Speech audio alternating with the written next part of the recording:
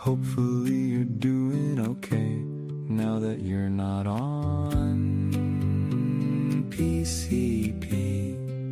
Hopefully you're doing just fine because you're not on PCP. You might start getting well in time.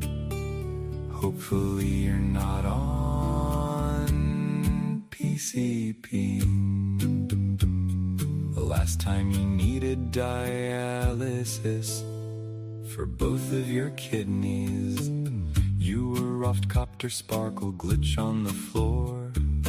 Eyes wide starry but always craved more. Puff, puff, passing on that dream. Now you're back from a ketamine light beam. Pigtails bouncing, laser attack. You said, babe, I'm fine, but your vibe was whack. But look at you now in your fuzzy cat hat. Even if your kidneys threw a little fight, yippee-yay, you're not on PCP today. And I'm dancing like I'm in recovery.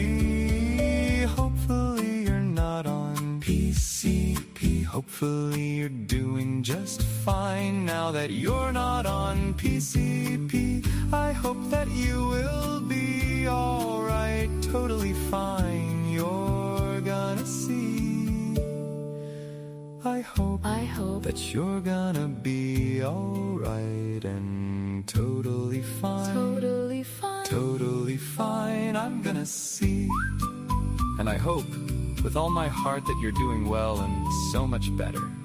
But considering the stormy weather, I'm concerned for us together and whether we might choose for the better.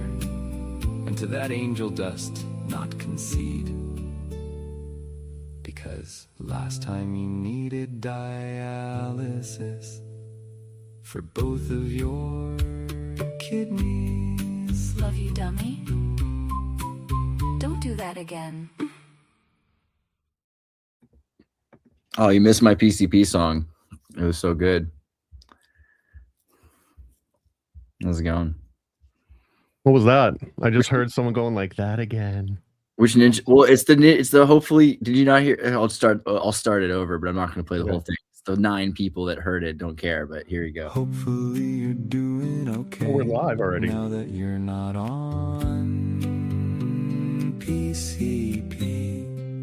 Hopefully you're doing just fine because you're not. That's what the kids call AI slop.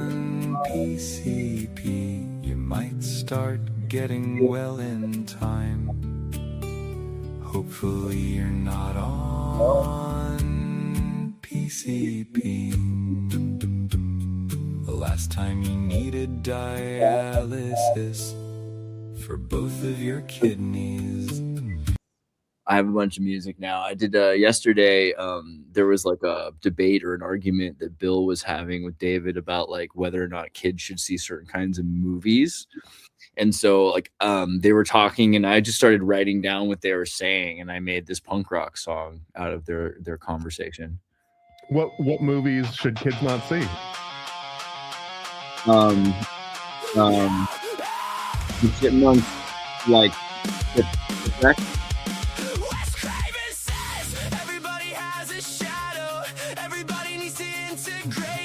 I'm not saying there's no place for horror. This thing is the brain and the individual.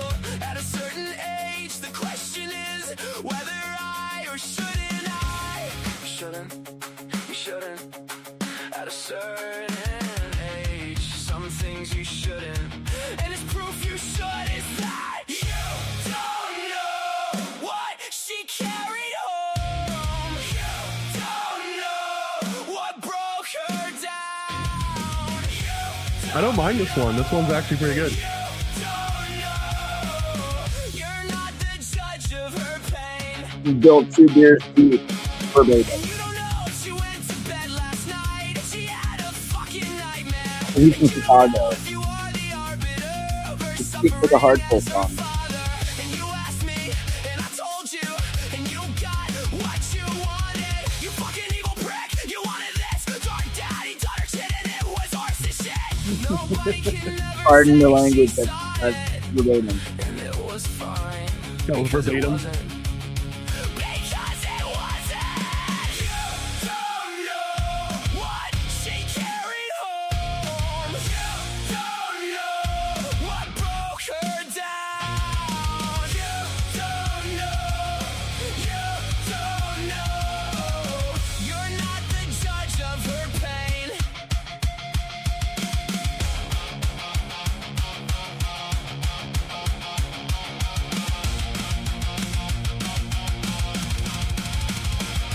No, I hear what you're saying, because you said that, she said that, she enjoyed it. And it's not about that, it's about the development of your child. You don't know what she carried home. You don't know what broke her down. It was too hardcore for David. He couldn't take it. David made me play this song about 12 times in a row. Every time it finished, I said, yeah.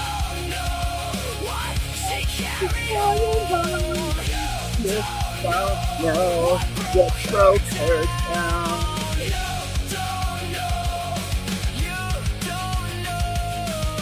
It's about the child in her name. Bruh.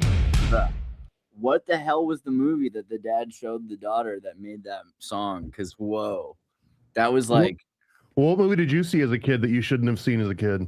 every movie. I watched Das Boot all the time. Like, are you kidding me? Every movie I saw. I watched Gotcha a lot as a little kid. Really liked Gotcha. I mean, every movie. I had access to all the movies. I was there Gotcha? I that don't know day. if I've I had seen Gotcha. Prime Star. I remember Prime Star watching Beavis and Butthead Do America while cutting back to see that Kurt Cobain had just died and like was on MTV. You know, I think I was 5 or so years old, 6 years old.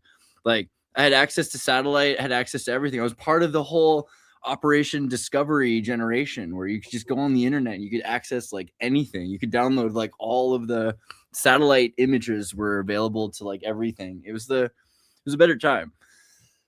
This is like right That's around the right. time that you could download any South Park episode with like Real Media Player, right? Back in my day. Okay, true, but like in like 160 pieces, 10 seconds at a time, shockwave files. Yeah. But before that, we had RTMP, real time media protocol. And if you had like, so sure, at my house, I didn't have this, but if I went to my dad had an office next to the karate studio above the bakery in SoCal that had T3 internet. T3 back in 1998 or 9. So yeah, we had access to like the fastest, like internet faster than anything else. And yeah, with the right setup with Nutella networks, you know, which was the Unix equivalent to Napster, but like for regular files, like things were pretty good. You could do things like you can do now back then for sure. Nerd. Yeah, it's true. No, really. I think I downloaded the first album I downloaded was Wu-Tang Killer Bees, like various artist one, and that was off of an IRC channel, I think. And it took like all night. I think it was literally downloading like a second per minute or something like that. Yeah. I think the first dial-up modem song I downloaded was Baby Got Back, and it took probably 3 hours or something like that because it was a 56K modem. But then I had a computer with 2 dial-up modems at the house, and then at night you could use the fax line. So then we'd have basically 111 kilobits per second, which is almost DSL, which was pretty crazy. This is also a reminder to schedule your colonoscopy if you haven't already yet. It's true. Yeah. We should get a sample of a dial-up modem sound and play it through Suno and make like music out of it. So what do you guys think about my attempt to plagiarize, as not quite the word, but like what's it called where you like steal someone's style? You know what I mean? Sampling. Okay. That Not seems necessarily. I mean, sample can be a direct thing, whereas like I think you're describing impersonation. almost. Impersonation. But You did there's always a point that there would have been no Motown if they were if they were as uptight as they are now about that at the time. Yeah, because like Motown is like everybody's copying everybody's style, and they're taking everybody's song. They're taking a small number of people's songs and just like doing it, all these different ways, but they're all really similar. It's so similar that you could, Yeah. Elvis Presley is like the cappuccino economy of the Babylon system. It's like Jewish, gypsy, black, white, all sort of in this like Southern American thing, Was Elvis Presley Jewish?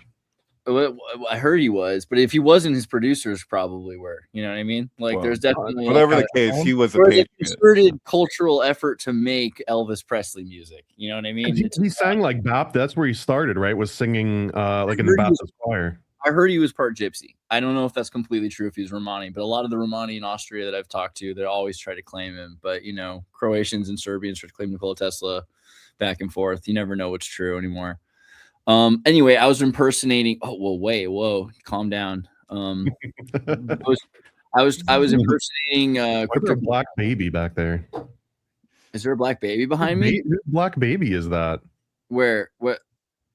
Where? What is happening? What is happening, man? Where's this black baby? Where do I even find it's in the background? It's like whatever when you had him around. That black baby? Is that the one you're talking about? Yeah, there's a black baby in a bathtub. Okay, cool. We're gonna get there. That was actually a Kubrick reference. Okay. So here's our video. We're gonna go down here. Hal was in Hackers. Penn Jillette. Can your PS5 do this? No, further down. Can your PS5 do that? Further down. Jay Dyer is a cuck. Further down. Here we go.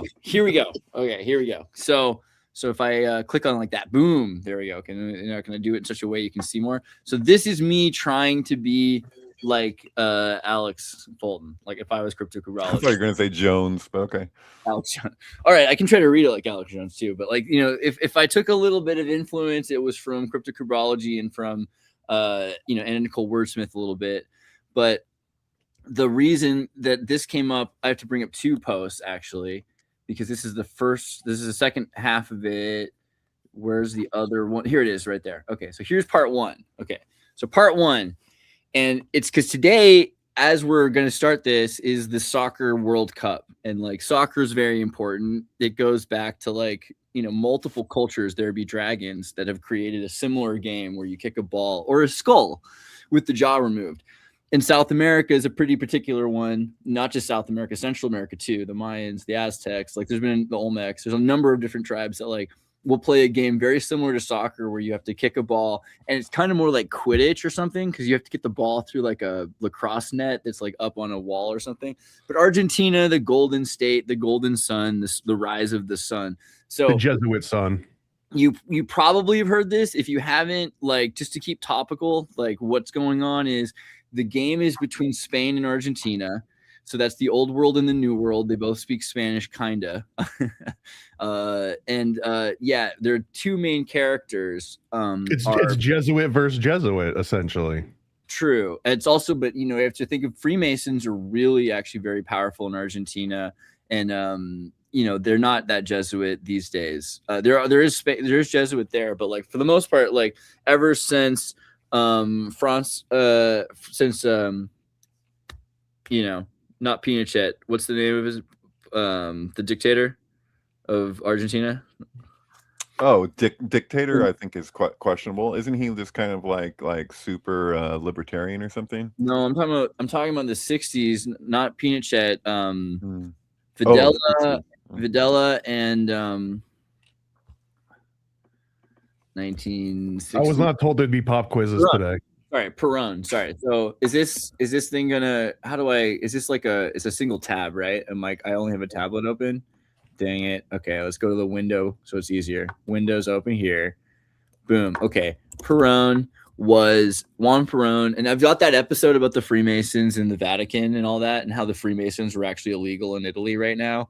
They got kicked out, but the Freemasons were really big in Argentina, and Perón actually, after he died, had his body dismembered and his hands cut off and taken by you know, I'm not going to suggest that it was by the Freemasons, but because you know that'd be crazy. But so I mean, they used to do cool stuff. Freemasons did cool stuff like 100 years ago. You're right.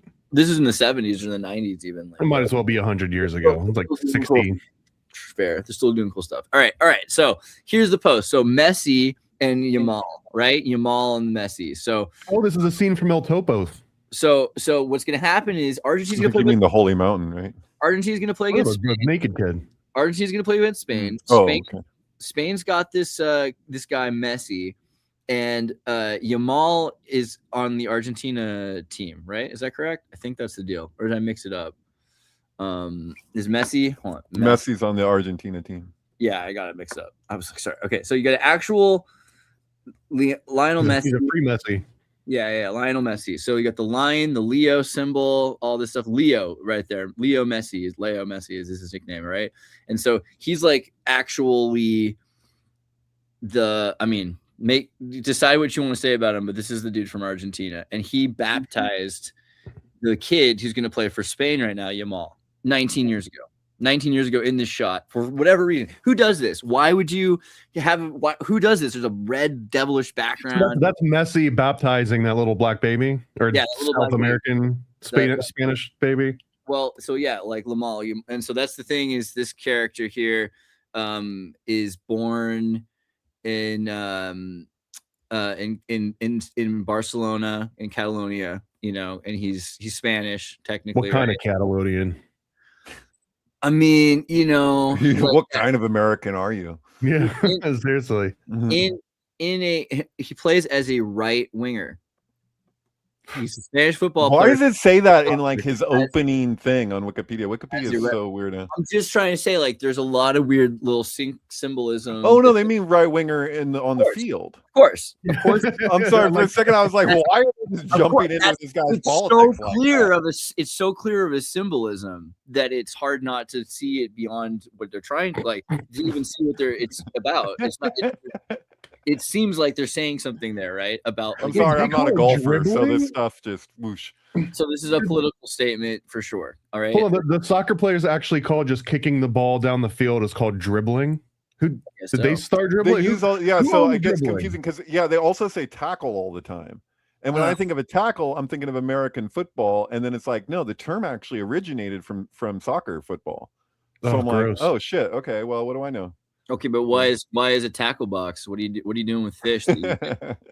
Seems like all right. Anyway, what is Yamal's number? Number 19. You know, and today's July 19th, and we're just seeing this 19 years later after the baptism. There's just this whole thing here on July 19th. The Sun card for Argentina, number 19. 19. And you know what? I just want to. Can I just say right here, like when I first see this image, I immediately go into thinking of the alchemical bath. So like you mentioned El Topo, and I was like, do you mean the Holy Mountain because it has the alchemical treatment where he takes a bath? I saw the naked kid on the horse, but also El Topo's technically just the earlier, cheaper version of Holy Mountain. Like he got Holy Mountain, he got a budget, and he basically continued El Topo, right? Is it not a spiritual successor? John Lennon and Yoko Ono donated him $1 million to finish the Holy Mountain when he ran out of money because of how impacted they were by El Topo. But I just wanted to say, like if you look like the I'm jumping around here, but the film Melancholia is totally about alchemy. It comes from Albrecht Dürer's Melancholia 1, right? But there's like a point where Kiefer Sutherland's character is like on an 18-hole golf course, and it's like he says 18. He makes a whole point of like it's an 18-hole golf course, and if you see at the beginning of the movie and later in the movie when Charlotte Gainsbourg is like going through like the golf course, like she's like in the beginning it's like she's in slow motion, and if you see the flag, it like unfurls a little bit, and you can see that it says 19. So what? So and then is he making an alchemical reference? Like there's already the repeated 4x4 squares that appear. Like even like the truck will be pulled back and it'll just focus on like the 4x4 of the truck for a while. You're like, oh, it's a 4x4, but it's a 4x4 square in Albrecht Dürer's Melancholia 1. Charlotte Gainsbourg will arrange square chocolates into a 4x4 square at some point in the movie, and then take one of them off and put it on Kirsten Dunst's pillow. But it's all this symbolism. But I'm like, is it the 19 thing? Is it the sun? Is it Corona? Like, 19, what the if hell? you've watched our David Ewing Jr. videos, 19 is like a really important Masonic number that repeats a lot. And like the number 19 is like the most essential, like Juneteenth and everything. Like 19, if you go back and look through it, they constantly make everything happen on the 19th.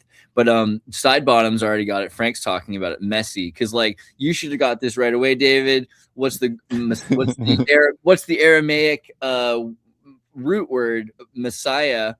And what is the Messiah? It means, is there an etymological connection between his last name Messi coming from Messiah? Is that a real thing? Mashiach? At very least, if we're gonna like presume that there is, then let's just see how it goes. Like Messiah as the anointed one, right? So to be anointed in the bath, Okay. right? Well, just to be clear, there are more Jewish people in Argentina than any other South American country. There are no Jewish people on the team for Argentina. Just saying, just so we, you know, people will say what they will. Now the judges. No, that's another question. In the Third Reich Olympics, they did have Jewish soccer players, so that's, you know. Sure, I'm just saying Argentina. I see a lot of like noise online about Argentina. There are less Jewish soccer players on the team than there were for the Nazis. I'm just saying. It seems like we got, you know, there's some standards we could live up to that are a little higher or something, at least as good as some. I don't know. The Nazis had Jews on their Olympic teams. They did, yeah. They had women Jews that were like great at running and pole vaulting. They had several really, you know, amazing athletes that were Jewish. I'm trying to see how tall they needed to build the walls and the fences. They're doing data, and like they're just like, look at like these are all the people that live in Germany who were the best at pole vaulting. Who by their merit, you know? Who by their merit. It's crazy, right? It's hard to be, you know. Did any of them get free passes? Did anyone get like a waiver? Like if you win, you're allowed. It's not crazy if you look at the timing of in which they did they had the Olympics, and you know, in Germany, right? So like what year was that? 1930s. 38. 38. Yeah, I was gonna say yeah. So I don't know. I just wanted to post the you know, the thing about the Messi. This is kind of the Messi affair, and like I wonder what you guys think is going to be. What do you think's happening with it? Like with the soccer game, and like, does it mean something? Or we?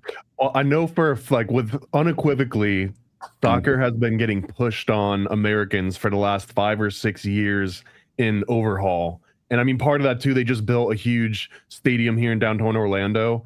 I don't remember what the hell the Pride. Funny enough, it's the Lions Pride, but Orlando Pride. It was kind of named after like Pulse nightclub, which is sort of weird too. Yeah, I mean, weird. The whole, you followed that through, like the guy, like, so IMDb had to like remove that guy's whole profile, the shooter of the Pulse nightclub. Oh, really? He was in a I believe Iranian like movie where he plays a transvestite. So there was like on the news at the time after the shooting, they were like trying to like, they were like speculating on this guy's sexuality, and they're like, he was very closeted, you know, this was a very, and it's like, and then he's in this film just like super flamboyant and just like expressing himself in that way, and it's like, dude, he doesn't seem very closeted here. I don't know what you got, where you guys got that. Like, it's just, so they removed that whole thing. I took screenshots at the time of like all the different films that he was in. Yeah, it's very, very, very his strange. dad is like an Alex Jones style his character. Father ran for a position in Iran, right? He ran for a political position. And if you watch his interviews with him, he's nuts, dude. The guy is freaking nuts. His dad is a crazy person. So it kind of tracks, you know, that this guy would, you know, even though I might be of the, you know, like as a conspiracy theorist, it's easy for me to go to a place of like, this guy wasn't even involved or something. I'm like, no, it looks like the guy was involved, and he's got some weird family issues, and he's obviously twisted up and reacting against his father and all this stuff. Like, he was already like rebelling in really extreme ways, so it just looks like the guy was just like had a screw loose, you know. And now how that came about could be an MK Ultra type thing, I don't know, you know, but or he was goaded, you know. What's that? The dad was into Afghan politics, and his show was on Afghan politics. I'm sorry, it's been a while. Yeah, I can't remember the particulars exactly, but no, but his dad is, where's his dad from?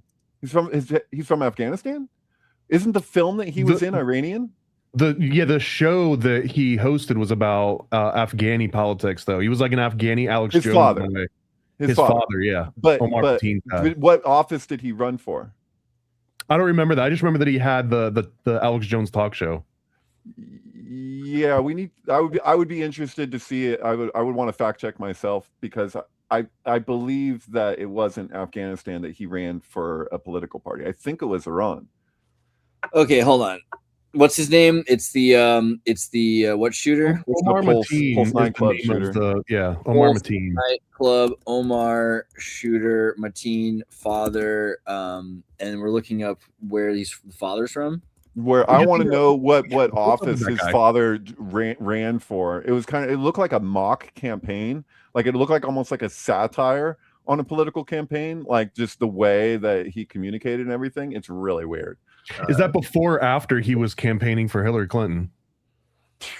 Like, how does that play out if you're running for political office in the Middle East, and then it's like, and in my free time, I'm in the United States, promoting Hillary Clinton? Does that get you more votes or less when you go back?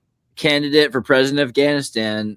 Oh, Afghanistan. I'm sorry, it's been a while. He was born in Afghanistan, reportedly in Herat, migrated in the 1980s, lived in Florida. California-based channel. That's okay. So maybe the reason I'm confused is because he was in a film, and I don't believe it was Afghani. So that guy, and it's tricky now because IMDb removes their stuff, So whenever there's a shooter that has an IMDb page, it's happened a couple times, where you're was it him who was in that documentary about BP? Why don't we have that? Let's get on it. We should just start hosting our own stuff. What do we need? Our own IMDb that's dude, I'm on it. If you've looked at occultdecode.com in the last month or so, it's had a complete overhaul. You can plug movies in now. I mean, that'll probably be the place to do all this. IMDb was like social media until the week after the Pulse shooting. So you used to be able to comment on IMDb, and there was all these discussions on the movies, which to me was one of the best aspects of IMDb. And then it was and I'm not saying, I mean, correlation doesn't equal causation, but I thought it was really weird that if you went to that guy, the Pulse shooters IMDb page, there was all these discussions on just trying to figure out what his deal was, and then it was all social media from IMDb got removed in that way, right after that happened, along with his IMDb page. So it's they removed both at the same time, which to me is dude, that's super sus. It was just it got wiped from IMDb, but what's still on there is that he was in a movie called The Big Fix, playing more or less like himself. No, well, what there is I believe it's him as a security guard for this particular security company. It was like an oil company or something. Well, it's for BP. So he's like a security guard, and he's being like a whistleblower, just even though he's how would this guy even know the things he's saying? It's so obviously scripted, he is reciting a script, zero question in my mind. But it's dude, this is a propaganda film that about BP, and they use this guy, and then he shoots up this nightclub. The whole thing is should be discussed, and it wasn't discussed on the news. All of these, they were just acting like they didn't know anything about this guy, and they're feeling around almost totally in the dark. And they had family members on there talking about the guy, and it's dude, this doesn't even match at all what we have available. Too. They said the wife was basically incompetent to not just to stand trial. I don't think they were going to try it or anything, but they didn't want to put her in the media because they thought that it was going to turn into a complete circus, because either she was real dumb, or that was the official story. The official unofficial story was that she was so stupid, she was borderline mentally deficient and couldn't even feed or clothe her. So that was sort of the rumored line that went through. But I guess the conspiratorial line was that maybe she was willing to talk, maybe she knew a lot more, and maybe she was too dumb to keep quiet. Maybe that was the real veiled threat to her. Yeah, I downloaded the guy's movie where he plays a transvestite. And is it for sure him, and it's not a mismatch? No, it's for sure him. You can see it. And it was so matter of fact on the IMDb. It's not like they did. It was just really weird optics for the guy, because there was a narrative around what his deal was that was pushed, and this completely debunked that. So they I got bet you rid he of it. liked soccer. I would This bet was the money that he day liked of, soccer. dude. This was the day of. Like, I saw the thing and I just did a search for the guy. I'm like, who is this guy? And like IMDb, I'm like, and then I'm looking at him in the BP video, and then I'm looking at him in this other video, and I think that there was one more actually. But yeah, he had been in foreign films, but then he's in this like American propaganda documentary. So I'm like, what is the deal with this guy?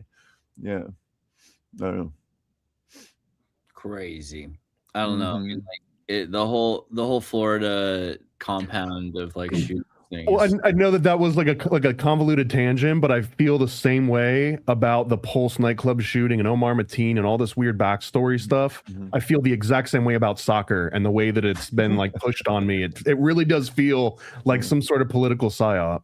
Well, it is a political psyop, and like so, especially important in places like Europe, but more in America. Like, in any colonial place, you have to have a battle, and so the people meet in the park, right? What's the park? The park is like the former battleground. There's almost always in South America like a statue of a soldier and an old cannon, right, at any park, right, the plaza.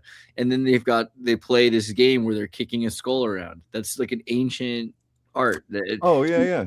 Nowadays, when you're playing soccer, it's like your region versus their region, and now they've really fixed it because your region's now a state, not a nation. So nations can move around. So you've got the French team, it's people from all over the world, right? Like people that are imported, like Brazil's, fusion state, and showing like being a nation is the old Napoleonic thing. That's like not going to get you to win. Winning's so important to you.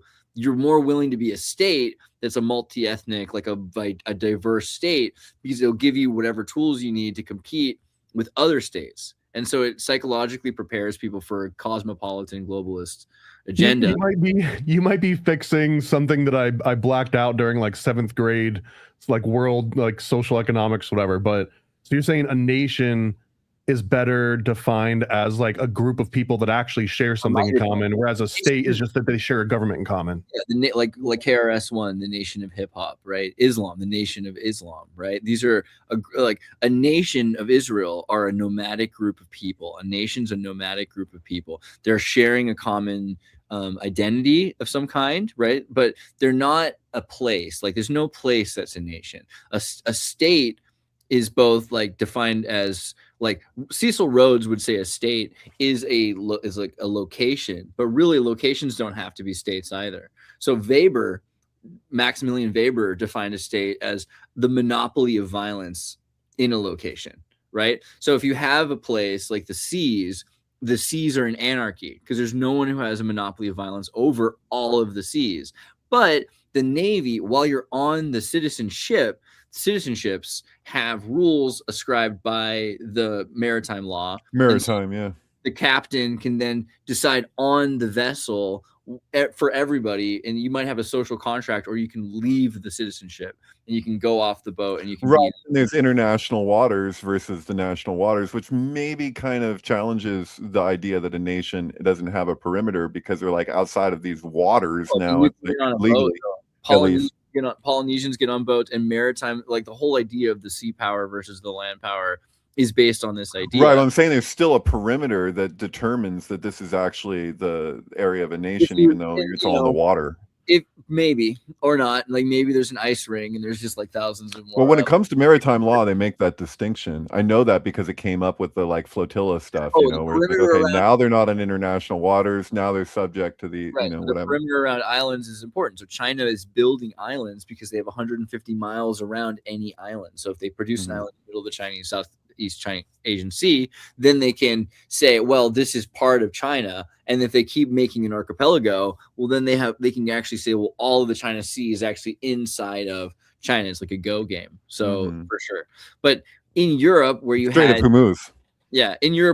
like a bunch of different peoples that were, different tribes, right? And you had different tribes, like Africa had tribes not that long ago, maybe 400 years ago, maybe like in the last 200 years at the most. Napoleon started introducing this idea of like you're a nation, and nationalism is a new Napoleonic Relatively new thing, yeah. new thing. I mean, even the nation of Israel started out as the tribe of Israel. Like the idea of becoming a nation is a more modern invention. It's like we have a commonality that exists even when we're in another place, even if someone tries to take over our group. And this united a bunch of villages, a bunch of tribes, a bunch of people that spoke German, Celtic, kind of an old Proto-Anglo Frisian English in France. Because at the time, France was just a convoluted bunch of territories annexed and traded by kings. You might be speaking whatever language 4 kings ago spoke. Like you're paying taxes. You don't even know what flag is flying. It doesn't matter. Now with Napoleon, it's like, oh, well, here's a nation. You're part of a nation. Let's work together and rise up. And so nationalism in Europe, that's why it's such a big deal. Why you have all of these 50 or 60 different countries that are defining themselves as a nation, right? Even came from like maybe like one tribe or 2 tribes combined together, the Illyrians and the Balkans, and now you have all of Yugoslavia with like Balkanization. Balkanization is a product of nationalism as well, right? So, and when it comes to the populace too, it's just like, you know, it was already so problematic that literacy was so like, you know, uncommon. And then like talk about like the shift of the ages, right? So it's like more people became literate, but then at the same time, not everybody everywhere is like even politically literate. Like, so in both cases, like you have the separation of church and state. I'm finding it interesting that like with communism, it looks like it's like seems to be doing a similar thing to Islam, even though Islam is like would see itself at least as like the ultimate monotheism, whereas communism is the rejection of monotheism. Right. Well, but at the same time, there's some common traits between the two, and yeah. Sorry, Fabian steps. Right, I was about to say it, and then this guy said, "Why is UK going to take over the Fabian Society?" So Fabian steps. Right. So the first thing you do is you take a bunch of individualists who are diverse and have different tribes and different beliefs, and you make them a nation. Then you make that nation into a religion. You make that religion into something where they're all magnetically turned one direction, and that's Islam. And then after Islam's installed on everybody, it's just one step to remove Islam and go to communism. That's what I'm saying. Yeah, like I didn't used to think that. I've been relatively convinced because I can see the first of all the cyclical nature of this. This same type of thing keeps happening, and then they get all these people on board who are like, "Oh, you share my values," because they project it that way, and then as soon as they get what the higher ups get what they wanted, they just drop all those people. Like they don't really care about them. So like there's like communism and Islam, this guy says, was invented by the bad Jews. Can we make like a series like called The Bad Jews, and it'd be like about the good Jews, and they find out that they're like in the secret society to fight the bad. Right. I don't know, I'm a good Jew as long as I repeat all the catchphrases and the talking points that my party has locked into. Like that's what makes me an acceptable Jew. If I have nuance, if I have perspective, if I speak to another side at all, I'm no longer an acceptable Jew. So that's my beef with this whole thing that's happening. Yeah. 2 days ago, we were talking about someone who was a Fabian. We found out. Do you remember who that was? Because we go through so much info so quickly. But there was someone we were just looking into, and we're like, looked in their background, and they were a member of the Fabian Society. And we're like, oh, of course. This was Helena Blavatsky's kind of guru, female guru, kind of. Yeah. Who was that? It was somebody. What, Annie Besant, or you're talking about the other person? Yeah, it was Annie Besant. I've read her writings. It's a precursor to what maybe it was Annie Besant we were talking about. I think that could have been it. It just came up the other day because of the connection between kind of spiritual ascension and Fabian steps, right? Right. This woman's responsible for both theosophical branches of the Lucis Trust and Blavatsky. So they're both drawing upon her as like the source of wisdom, you know. What's your? I mean, the Lucifer Publishing Company. Why are you trying to hide the name, David? Why do you call it the Lucis Trust? Because she changed it, and you got to go by the most recent, descriptor. You know, originally it was Lucifer Trust, but then it's Lucis Trust. They both work. It's light. You know, I don't know. Is it like Bud Light versus Budweiser? It's like, oh well, the theosophy was clearly, you know, Budweiser, and then you got Bud Light over here as the loosest trust, right? We had a thing yesterday. It was funny because like David is used to me like being like the black sheep of our zeitgeist, you know, and now David's been scorned by, you know, over the years by the same kind of high school shenanigans that lead to like people saying no. No, And then we had we're gonna scroll past you to your face is what I was describing. Yeah. and like, and you know, like, and you had like, you've been pretty careful on Facebook. Then all of a sudden we know the story, like you like forwarded or shared a thing that had been about Whoopi Goldberg talking about the Holocaust. And because you had shared something Whoopi Goldberg had said, you had your Facebook account, not just like it was a third strike. The other one was sharing a testimony from a biologist who was talking about some of the problems with at the time, at that moment, it was specifically about New York. And she was saying, look at the numbers of Black people living in New York that are refusing vaccination. If you set this up that they're not allowed in these businesses, or they're not allowed here, they're not allowed here, there, she was just saying, this is horrible optics. Right. Like, and so that was one of the things that gave me a strike for. I was like, it's just, I downloaded it from a government website. Like society at large, or Facebook? So at the time, on Facebook, David, before Twitter, on Facebook, David was like kind of going with the flow, acting like a regular California conscious, like a decent Democrat, not like a bad one, like one who, you know, he's like into Bernie Sanders, you know, and he was a little, maybe like in some ways questioning Bernie Sanders throughout and what, you know, but yeah. But like, you know, that's the thing. You would have come across as like, no one would have ever guessed that you would be talking to, like, because like at a certain point, the Trump thing happened and everyone became either you're a sink or swim, you're a witch hunt, Nazi thing.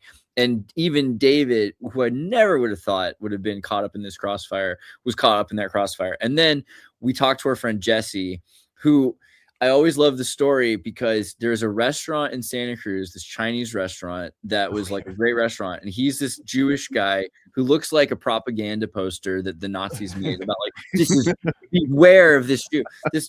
We love Jesse. His name is Jesse Goldsmith. It's like in 1984, Emmanuel Goldsmith or something like that. Super amazing, awesome guy. But the restaurant, apparently one of the owners was involved with. No, the restaurant, someone who owned the restaurant, like sent money to some like right wing. No, to David Duke. That's what he did. Which is even weirder because David Duke to me seems like a Democrat kind of right. Was this like an SPLC thing? But the thing is, so it's like super convoluted, right? Because it's a Chinese restaurant and a Jewish cook, but because of the money somewhere disconnected to it, they basically shut down this restaurant and forever like ruined this guy's life because he was like an amazing creative chef working at this restaurant. But now it's like this Jewish cook is in trouble for white supremacy at a Chinese restaurant. This is Santa Cruz. Like that's what happened. Yeah, it's basically true. And so he's like, and he's one of the nicest, most decent, loving people I know, but like his life, that these kinds of things would happen to him. At one point, David and him were having a conversation right when COVID had started, and his brother's super lefty, right? You know, he's like a music teacher at schools around here, like public school lefty. And he's talking about how if you don't have vaccines, you should be like locked away from society. You should not be allowed in businesses, was specifically what we're you should be blacklisted from all like society. And I was like, hey, you're talking about me. You don't think that I should be allowed in businesses? So there's a whole. And this was super early on, right? Like, so we know, like my friend. I think this was even like just before the rollout itself. It was just people having this kind of attitude about when we have access to this. Who's gonna, you know, if you don't do this, then Pete Parada, like my friend who's the drummer for Offspring, he had to quit the band because he couldn't get vaccinated because his doctor told him that there'd be medical reasons why he specifically should be more careful than other people. And so they were like, you know, he had allergies or issues in the past, and so they warned him against it. And so they weren't sure what to do because the band was like, no, we're going to require it, right? So he had to, and so there were circumstances where like other people maybe shouldn't. Like, is this all 100%? Are we sure that everything is the same for every person? And that was early on, but people were like, no, if you have the opportunity to like do this and you don't, you're not and this is the beginning of that. How much are you willing to sacrifice for everyone else? And that mentality, you know, it's like, if you're not willing to do something for other people, you don't deserve to be part of society. Well, that came out of Harvard actually, or Harvard looked at they did a study before a ways before the rollout where they were studying people to see the psychology of what is the best means to basically coerce people to do the right thing. Like, how do we determine like that this is the right thing? And they explored different methodologies for instilling guilt and fear of rejection from your community. So like they found that, you know, people were susceptible if you give them these specific talking points, that this will allow them to bend. And you can see this with like even Fauci when he was kind of being interrogated or whatever before the House, I guess, but where he was like basically arguing that, you know, that people when pushed a certain way, you know, they will submit. And he kind of used this kind of terminology that was like basically like was basically describing overpowering these people's, in his view, stupidity, and that, you know, that they, you know, we can get well, it's them like a Beagle experiment where he just killed dogs, right? He probably just saw people very similar. That would be the bad faith argument. There could be merit to that bad faith argument. I really don't know. I just kind of like treat those back and forth with Fauci. What's the bad faith argument that he? Well, I mean, if you're equating, I mean, I actually lean that way, but I'm just saying, like, when you look at that like Beagle experiment, somebody could look at that from a good fit. Well, you know, what they were doing was for this greater good, and you want to make an omelet, you got to break some eggs. You know, people could rationalize stuff like that. So it's like my thing with Fauci is like, if you want to give a criminal criticism, is that he lied about the gain of function in Wuhan being you know, funded through Eco Health Alliance in North Carolina while he was the head of NIH. Yeah, but that almost sounds like putting Al Capone away over taxes. You know what I mean? Like, we got you. No, we got you. No, it's two things. It's one, that he did that in the first place, and then, but the other thing is like the Bill Clinton thing, where it's like, dude, then you lied about it in that context of like, he's at the stand, like they're questioning him, and he overtly lied about, you know, and he's so good at that. I mean, he's been a spokesperson for Big Pharma going all the way back through AIDS and what happened with AZT, where they monopolized the treatment. So they basically pulled the same, you know, stunt again. And we should know, if we're educated in retrospect around what happened there, that this was a drug that was appropriate for people with cancer for various reasons, on top of a larger regimen, which is the same thing that we could say for something like ivermectin. It's not like ivermectin in itself is just this miracle drug, just take this and it's a cure-all. It's like, no, here's a regimen to, like, we know how to cure leprosy, yet we rarely do, even though it's antibiotics and a whole larger regimen that we can put people through. And they have programs in India to cure leprosy with great success. But if you ask Bill Gates about it, he will say straight up, we're doing our best to find a vaccine. So it's like, dude, you already have, for all intents and purposes, a cure for this, but it's not going to bring you the profit you want. Every time that this is why this is one example of proof that he's not truly a philanthropist in the most real sense of the term, because where you have these opportunities where he really has it within his power to do some real good for a disease, he's still looking for the profit angle. And rather than just like putting everything into what we have and we know, he's just like, oh, well, how do we get a vaccine for this? Because the vaccine, you got to have a vaccine for everything, right? Like, that's the only answer. If only someone had thrown a pie laced with LSD in his face. Maybe. Or maybe get even more deranged, because sometimes LSD just magnifies people's own dark side, like what happened with Osley. You know, not that I dislike Osley necessarily, but did he turn into a peace love guru because he took LSD? Not necessarily. There was a point where we came really close to having every member of Congress dosed with LSD. It was a pilot. It was like, I think he had more miles than anybody else at the time. He was like the world's leading pilot, and he had a plot, a conspiracy to like dose everybody in Congress, and he almost achieved it. It's like crazy bit of history. But yeah, I've never heard that before. I feel like we need to. Yeah, there's a documentary on it. I tried to find the documentary again. It's hard to find. That movie is the movie itself is actually. It should be a movie. Yeah. While I watched that documentary, I was like, dude, this is freaking gold for a movie, Jerry. Jesus Christ. Speaking of, in case you want to bring up some more details on this, but I set a couple different AIs on the path of the Omar Mateen thing. So it sounds like, and tell me if this sounds familiar. Love City Jalabad was supposed to be the movie where Omar Mateen starred as someone called Bad Boy. But Bad Boy was not listed as a transvestite. And it says that it was scrubbed from IMDb, or like the two accounts were unlinked because it was a different Omar Mateen that was an actual Afghani child and not an adult Omar Mateen from Pulse nightclub shooting. That's the official story. Yeah, the official story. I'm gonna have to challenge that. But yeah, because if it was scrubbed from IMDb, wouldn't you just change, like, make it clear that this isn't the person and attribute it to somebody else and have their own IMDb if you want to prove it, you're going to have to show us some pictures of an Afghani transvestite. That's the only way to really settle it. Yeah. Well, I look back and forth. It looked like the same person to me. So let's just take a really quick moment here to just make sure we're doing the right thing. What's the watermark for? Is that like an AI watermark?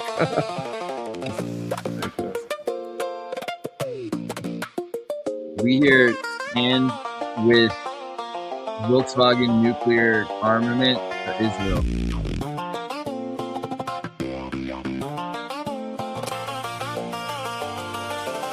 Why is there a banjo? You like this? Is that an electronic banjo? This is if Cheers happened in Japan. What? This took a weird left turn. Dude. Did you? I jumped into the show late. Did you talk about all the things that we did last night with AI music, or did we just go into the? You played that one punk rock song. Did you share with the class that we took the Secret Doctrine stanzas from and did a Lana Del Rey version of the script? Also, the Shining one.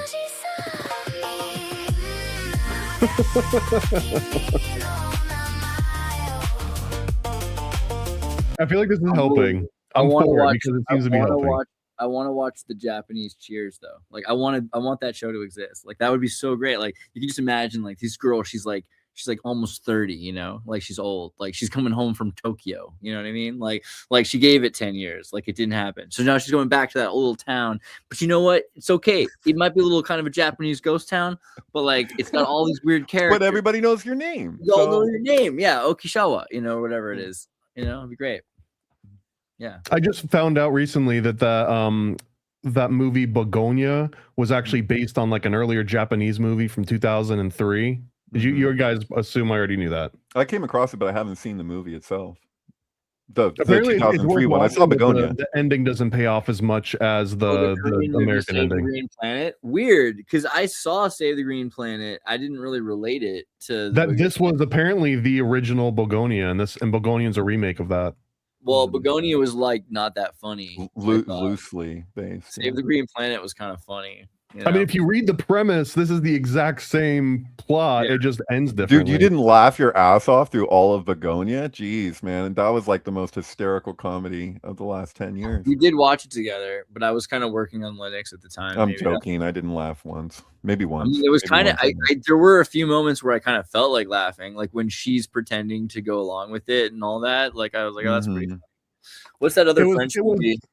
It wasn't as much of a comedy for me because as I'm watching it, I'm just thinking that I could call at least 20 different people on my phone right now that like believe the same things that the guy basically was believing. Like I've got them in my phone. You got them programmed. If you're gonna watch a movie, don't watch Begonia. Watch La Belle Verte. This is a French movie about these light beings from an alien world filled with like lush green grass and thespians or something. And they like travel to Australia and France and have sex and do Gestalt therapy on the beautiful green utopian planet, much smaller than Earth. During the yearly planetary meeting, Mila, a rather young woman, by the reckoning of her people at any rate, volunteers to go as a messenger to planet Earth.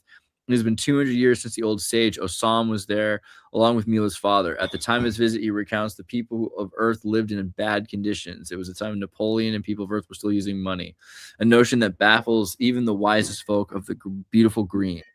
In time, we find out the important historical figures like Jesus and Johann Sebastian Bach. They're on like the same level, right? From La Bella Verte. Yeah, I find this movie to be like a really fun, hippie French movie that I would say is important. And You seen Daisies? Daisies movie. I don't think so. What's this one? I think is it from Switzerland? I can't remember. Czech. Who is it? Oh, Czechoslovakia. Yeah. Phenomenal movie. Total. Like it's basically like these two girls, and it starts out where they're just talking about that the world's going crazy, and there's all this war, and everything's messed up, and they're like, you know what? These people are doing whatever they want to do. Really, they're like screw the rules. We'll do it. So like we're gonna do whatever we want to do. And I actually think that that there's a scene in this movie that there's like this crazy food fight. I'm pretty sure that it was the inspiration for Pink Floyd's music video for Corporal Clegg off of Saucer Full of Secrets, where Pink Floyd has this crazy food fight. It's like looks exactly the same. I think they just took that scene from this movie and just like recreated it because they were like inspired by the statement of it. But this is like one of my favorite like political films. Is just like so over the top anti-war, you know, but it's like anti-war in like, you know, all the funniest ways, you know. Daisies. All right, I'll get it. Looks cool. I like Czech movies. You know, there's a bunch of weird ones in the 60s that are like choose your own adventure style ones that are like really you kind of need digital to even watch them because they were designed that the audience would push a button and they'd vote for which, you know, and the most like the one that was the highest voted, that would be the next reel that they would play. You know, pretty crazy stuff. Czechs were very advanced, you know.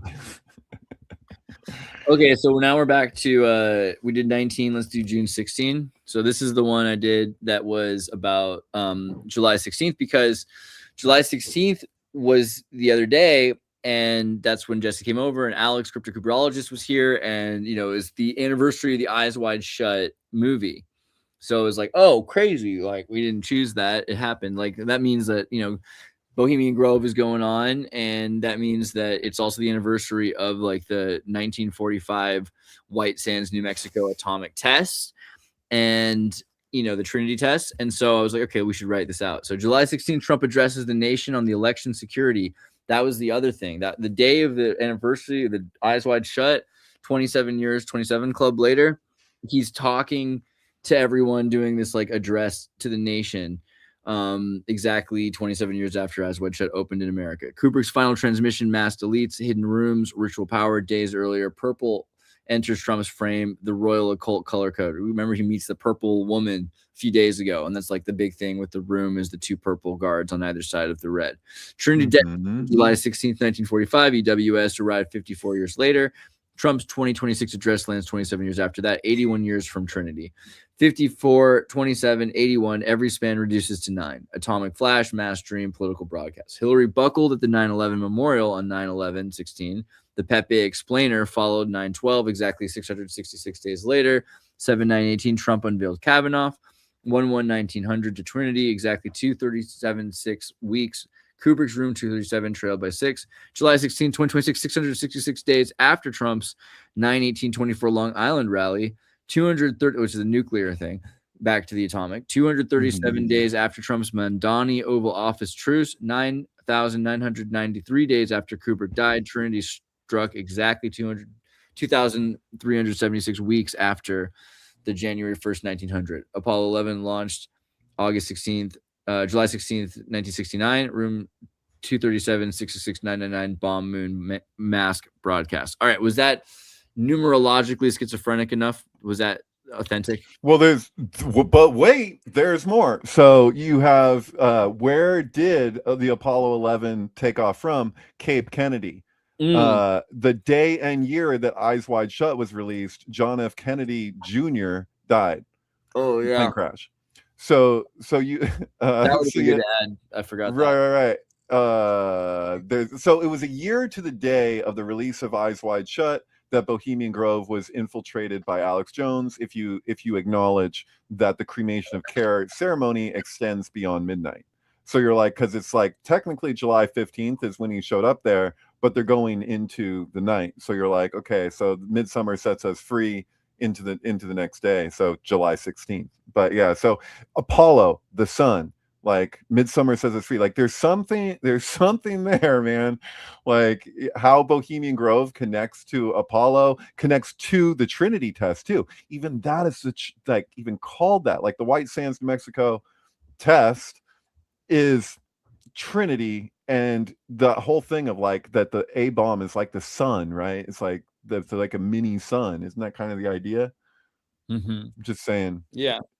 That's weird. Back to the Argentina Sun thing. Mhm. And then people were talking about Lindsey Graham, because like Lindsey Graham's death, the timeline, last 48 hours, he visited the Ukraine drone factories. Russia struck the drone factories. Graham died suddenly.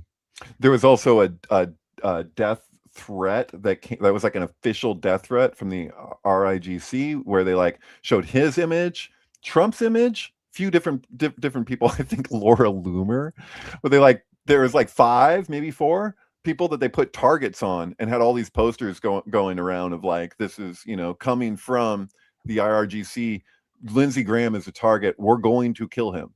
And then it was like, correlation doesn't equal causation, but there was like a bounty in a sense put on his head, and then he's dead like within what, 2 days of that. Like it's right. nuts. I had to look this up too. Another interesting date that came up, because I'm working on the second version of my little occult calendar that I made with Donut. Nice. And the Apollo 11 landing was the same date that Operation Paperclip essentially went into action. Just Day and year? Coincidentally. Not day and year, but the Okay. exact same day of the month. Okay. July 16th. Yeah. Okay. Interesting. Crazy. Yeah. And it's also a lead up to July 23rd, 7/23, which we know is a holiday for Santa Cruz because of Robert Anton Wilson's psychedelic trip where he encountered a 9-foot tall bunny rabbit. Yeah, and that's Robert Anton Wilson Day, and it's also the day Amy Winehouse died, and it's the day Max Heindel was born, the Rosicrucian author. Dude, Alex Fulton is on one with Elliott Smith and Sharon Tate. So he was just like, so Elliott Smith was born 2 days before Sharon Tate died. Elliott Smith, musician who killed himself. Is that correct? Recently? What year? I don't know enough about it. This is Alex's trip, but he's been like, feeding it out. So he's basically like, and he was like, oh well, they're from different places or whatever. And he's like, no, wait a second, they're both from Texas. They both lived in Dallas. They both died in LA, both by stabbing. So it's like, I don't know, did he get killed or did he kill him? I don't know. We have to look up the details on Elliott Smith. I guess that's what Andreas is for. But yeah, no, I wouldn't do it justice. Alex could go off more on it. But yeah, I was just like, there's like he was like entertaining the possibility that Elliott Smith is her child. Like that the child survived and it's Elliott Smith, which my feeling is like, I'm like, I can entertain it from like a sync perspective. It's like, yeah, in a sync world way, and like in an archetypal realm, like, yeah, in that realm. That's the version of it that I understand, where it's like, if we were describing the timeline in which everything sync is also true, and therefore everything true is also sync or whatever. Yeah, it's just a question of like how deeply an angle you're going to approach this from. Like my feeling is I'm kind of like, I kind of ascribe to Hoffman's razor sometimes, which is that the most psychedelic explanation is the most likely.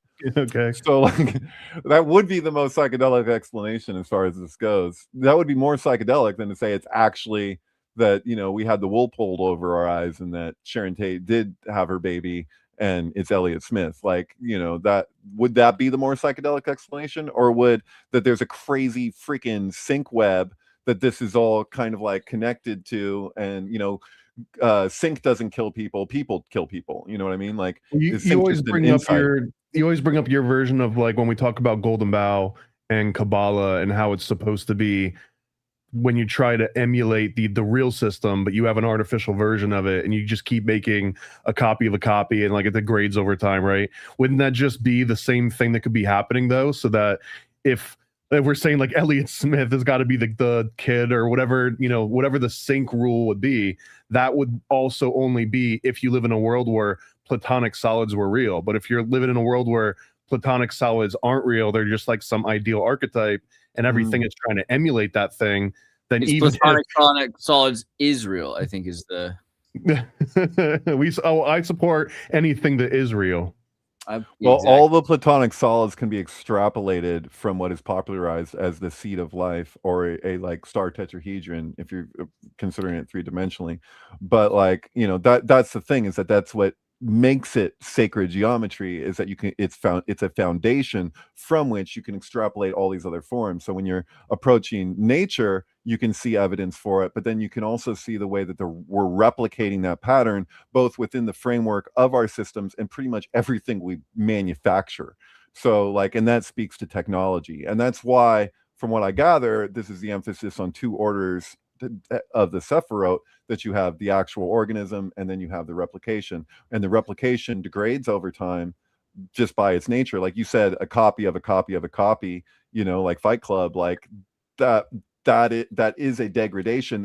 One could make the argument that that's what the fall really amounts to. That's why the temple, every time the temple is erected and it gets destroyed, it's like basically pushing us further along in this constriction that is the fall. The prophecy is that constriction becomes so tight, and because the emanated flow is actually the thing in the power position, ultimately, like, you know, love is the law, love under will, that will freaking explode at a certain point. So that consciousness will explode because it's being so constricted, and it has this gravity towards freedom, which is like the Nietzsche thing, like the will to power or whatever. Like, it brings up the question, like, what is power? What is strength? That's why you have the Oz distinction in Hebrew, because you have like, what is the structure of the universe is obviously the place of the real power, right? Or the real strength.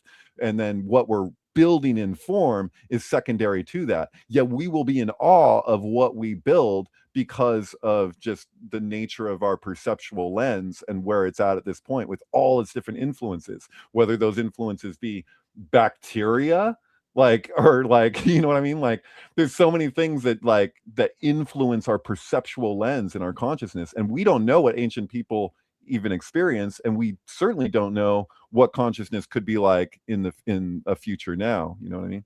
Well, I don't know if you said this or if I heard this way, but it almost sounds like the dichotomy is between natural, artificial.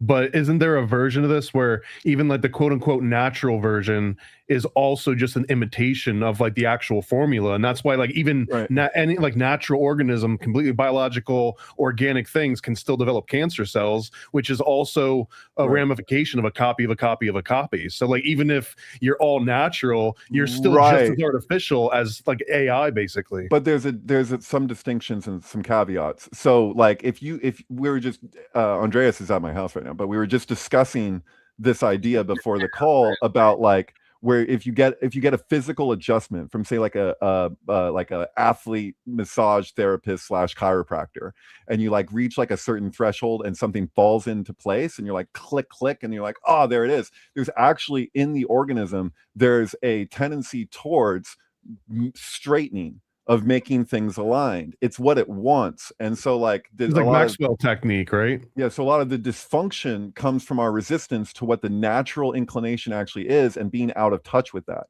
That's why when you look at anthropology, a lot of these ancient civilizations, they looked to nature to replicate as best they could, but there was an understanding that we're not going to ever really be that. Yet paradoxically, that whatever that natural process is itself integrated into the other system. So it's why Pi is like, in Pi, even though it's a fictional story, whatever, he's looking for a pattern in the stock market because he sees it as an example of a natural organism. Yet it's a million human minds at work. It's a million hands. It's not it's not caribou populations. It's not the rise and fall of the Nile. So we would think that this would be separate, but is it ultimately separate? Like, it's difficult to explain that because it's like both things at once. That's the issue with like. It's difficult to explain it if you give some extra divine supernatural quality to anything that a human touches versus anything else, right? That's the only point when it's hard to comprehend. That's why like Jung would treat it that synchronicity is actually one way to illustrate that, is that it's the hand of God coming through into our humans going on and revealing the interconnectivity of it all, which is a profound revelation to have. You know, that synchronicity as a causal principle doesn't necessarily mean that there's no cause. I mean, I might have a debate with Jung if he was still around with this or willing to talk to me, but it's like there's an issue when you say that something is a causal. Do you mean to say you just can't, from your limited capability at this time, actually recognize what that cause really is, and what is even the nature of the causal realm, really? You know what I mean? Because we're looking at a cause and you're like, well, what's the cause of that cause, and the cause of that cause, and can go on forever. In Sanskrit we say paragat, like beyond, you know. It's like it's always a step for more, you know, in emanation to the etheric. So how do you ever pinpoint something like that? How can you make a belief system out of something like that? I think there is one, I guess, like special quality, and it's the golden bough principle, and it's the fact that somehow humans, maybe more so than we're aware of other animals, but that humans have the luxury of being able to compartmentalize and delegate tasks so well, to the point, get me out of here, so well that to the point where they actually have the luxury of time to think about this kind of thing, to even come up with platonic solids. Like even if you gave all the dogs and the domesticated dogs in the world off, they can't come together and necessarily create a priest class and then like let the priest class figure out if pie and the stock market has anything to do with rising and declining caribou populations, right? But like so the fact that you're able to wonder that and wonder what that aspect is, I think that might be the anomaly. Like it's not necessarily some divine principle. It's like being able to look in the mirror. Like, isn't that one of the other basic tests of consciousness, is if an animal recognizes itself in the mirror? So this is just like a higher order version of that exact same test. Right, but much of what synchronicity is recognizing profundity in the mundane. So if you're to give an example of something that we would consider mundane and then recognize that there's a higher order that's in the midst of that, influencing that, or even a part of that, you know, like we want to separate it. But are you just playing with your controls now? It's my new custom layout I just created. Hey, look at us. Yeah. Now I'm in the bucket next to the kid getting baptized on the 19th. Am I supposed to be I didn't even realize that I'm messy, and I don't even look like myself. Like, what is happening here? Like, you guys both look like you kind of. I don't know what I'm supposed to be. You look kind of like the Dirk Gently holistic detective or something, I guess. I think part of it is that I would never wear those sunglasses. I'm not into that style, you know. You're like a British Jew. I like it. It's a new look. It's different. Right. And yeah, these are different sunglasses. I'm the only one who might wear these sunglasses because I don't You're care. the only one that looks serious in this photo. You're the only one who looks cool. Oh my God. I thought you all look cool in different ways. I look great. I look great. I like you. Yeah, you could do completely different things, so I appreciate this one. I've become Andrew WK. I don't know what's going on. It's like the Santa Claus movie. Like, I think I might have pushed Andrew WK off my roof or something, and now I'm becoming him. It's what it looks like to me. We'll party on. Okay. Well, okay. So, but Eyes Wide Shut, anything?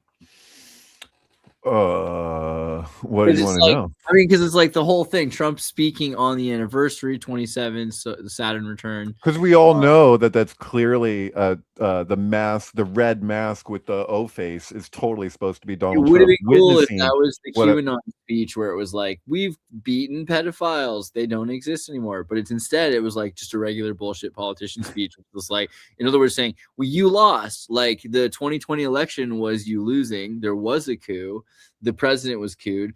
Trump's a Gemini, two different people. This is the second one. It's not the QAnon one you saw before. You lost. The quarantine was a way of keeping everyone from interacting with each other to keep 6 feet apart so that no one could exchange. So you got hold on. You guys just opened the door on Q really quick, and I do a show Under the Docks with my friend. Was the door ever closed? I'm like a sitcom. I never close the door. You opened the door to the QAnon thing, and I had never heard of NESARA before. Have you ever heard of NESARA? Never heard of NESARA? No, this was a brand new thing, and I had to go and find a documentary. A documentary called "Waiting for NESARA." But this is brand new to me, bro. I wasn't careful because if you bring up planned C-sections or NESARA, Stefan shows up like the Easter Bunny. You say it 3 times. So NESARA, like you should. That's weird that you know. I mean, like that goes back. Sorry, yeah. that goes back to like the 90s, and it was, it's the idea of the debt forgiveness idea, and it was a goal that on September 11, 2001, that they would do a debt forgiveness. They were constantly pushing for it for like 10 years. Well, it's not just debt forgiveness though, but there's also a narrative from Q which basically says that there's all these sealed indictments, that all of these politicians have already been tried, they've already been found in military tribunals, they've been sentenced, 11,000 CEOs. Some of them might even have already been taken out, and that we're just seeing holograms or stand-ins or whatever. Imagine that you were a pensioner like in Chicago, right, or somewhere in the middle of the country, and you like are a teacher or you're a coal miner, it doesn't matter, right? And you didn't pick where your money went. It's your retirement fund is through the company, and that's invested in big Fortune 500 companies run by pedophiles. But we're talking about Microsoft, Instagram, whatever these companies might have been 10 or 15 years ago, who knows the deal, really invaluable companies. But if it turned out that their CEO or somebody important to that company was involved with like a horrible thing like human trafficking, let's say, then your stock would go down, and that would destroy the pensioners' funds. That was the Q angle, that this had to be secret because the economy wouldn't survive it unless we quietly removed all of these CEOs and said that they need to be retiring and replacing themselves. And where are we at now? After 10 years later, 2016 to 2026 is 10 years of Q saying we're going to replace all these CEOs. Well, we have actually replaced a lot of the people. But does that just normally happen over 10 or 20 years? But a lot of them did the same thing. They said we're stepping down. It wasn't expected, and it was because they wanted to spend more time with their family, focusing on their health. This verbatim quote that Q said they would say, and they ended up saying so often, was interesting. Maybe it's an anomalous coincidence to say that we're going to spend more time with our family and focus on our health. But this quote kept happening for hundreds of different CEOs. Say the line, Bart. You got this for Instagram, you have this for WhatsApp, you have this for all these different companies, and it could very well be that was what the plan was. And then they told you in 2018, 2019, 2018, I think it was, that there's going to be this like 11 days of darkness.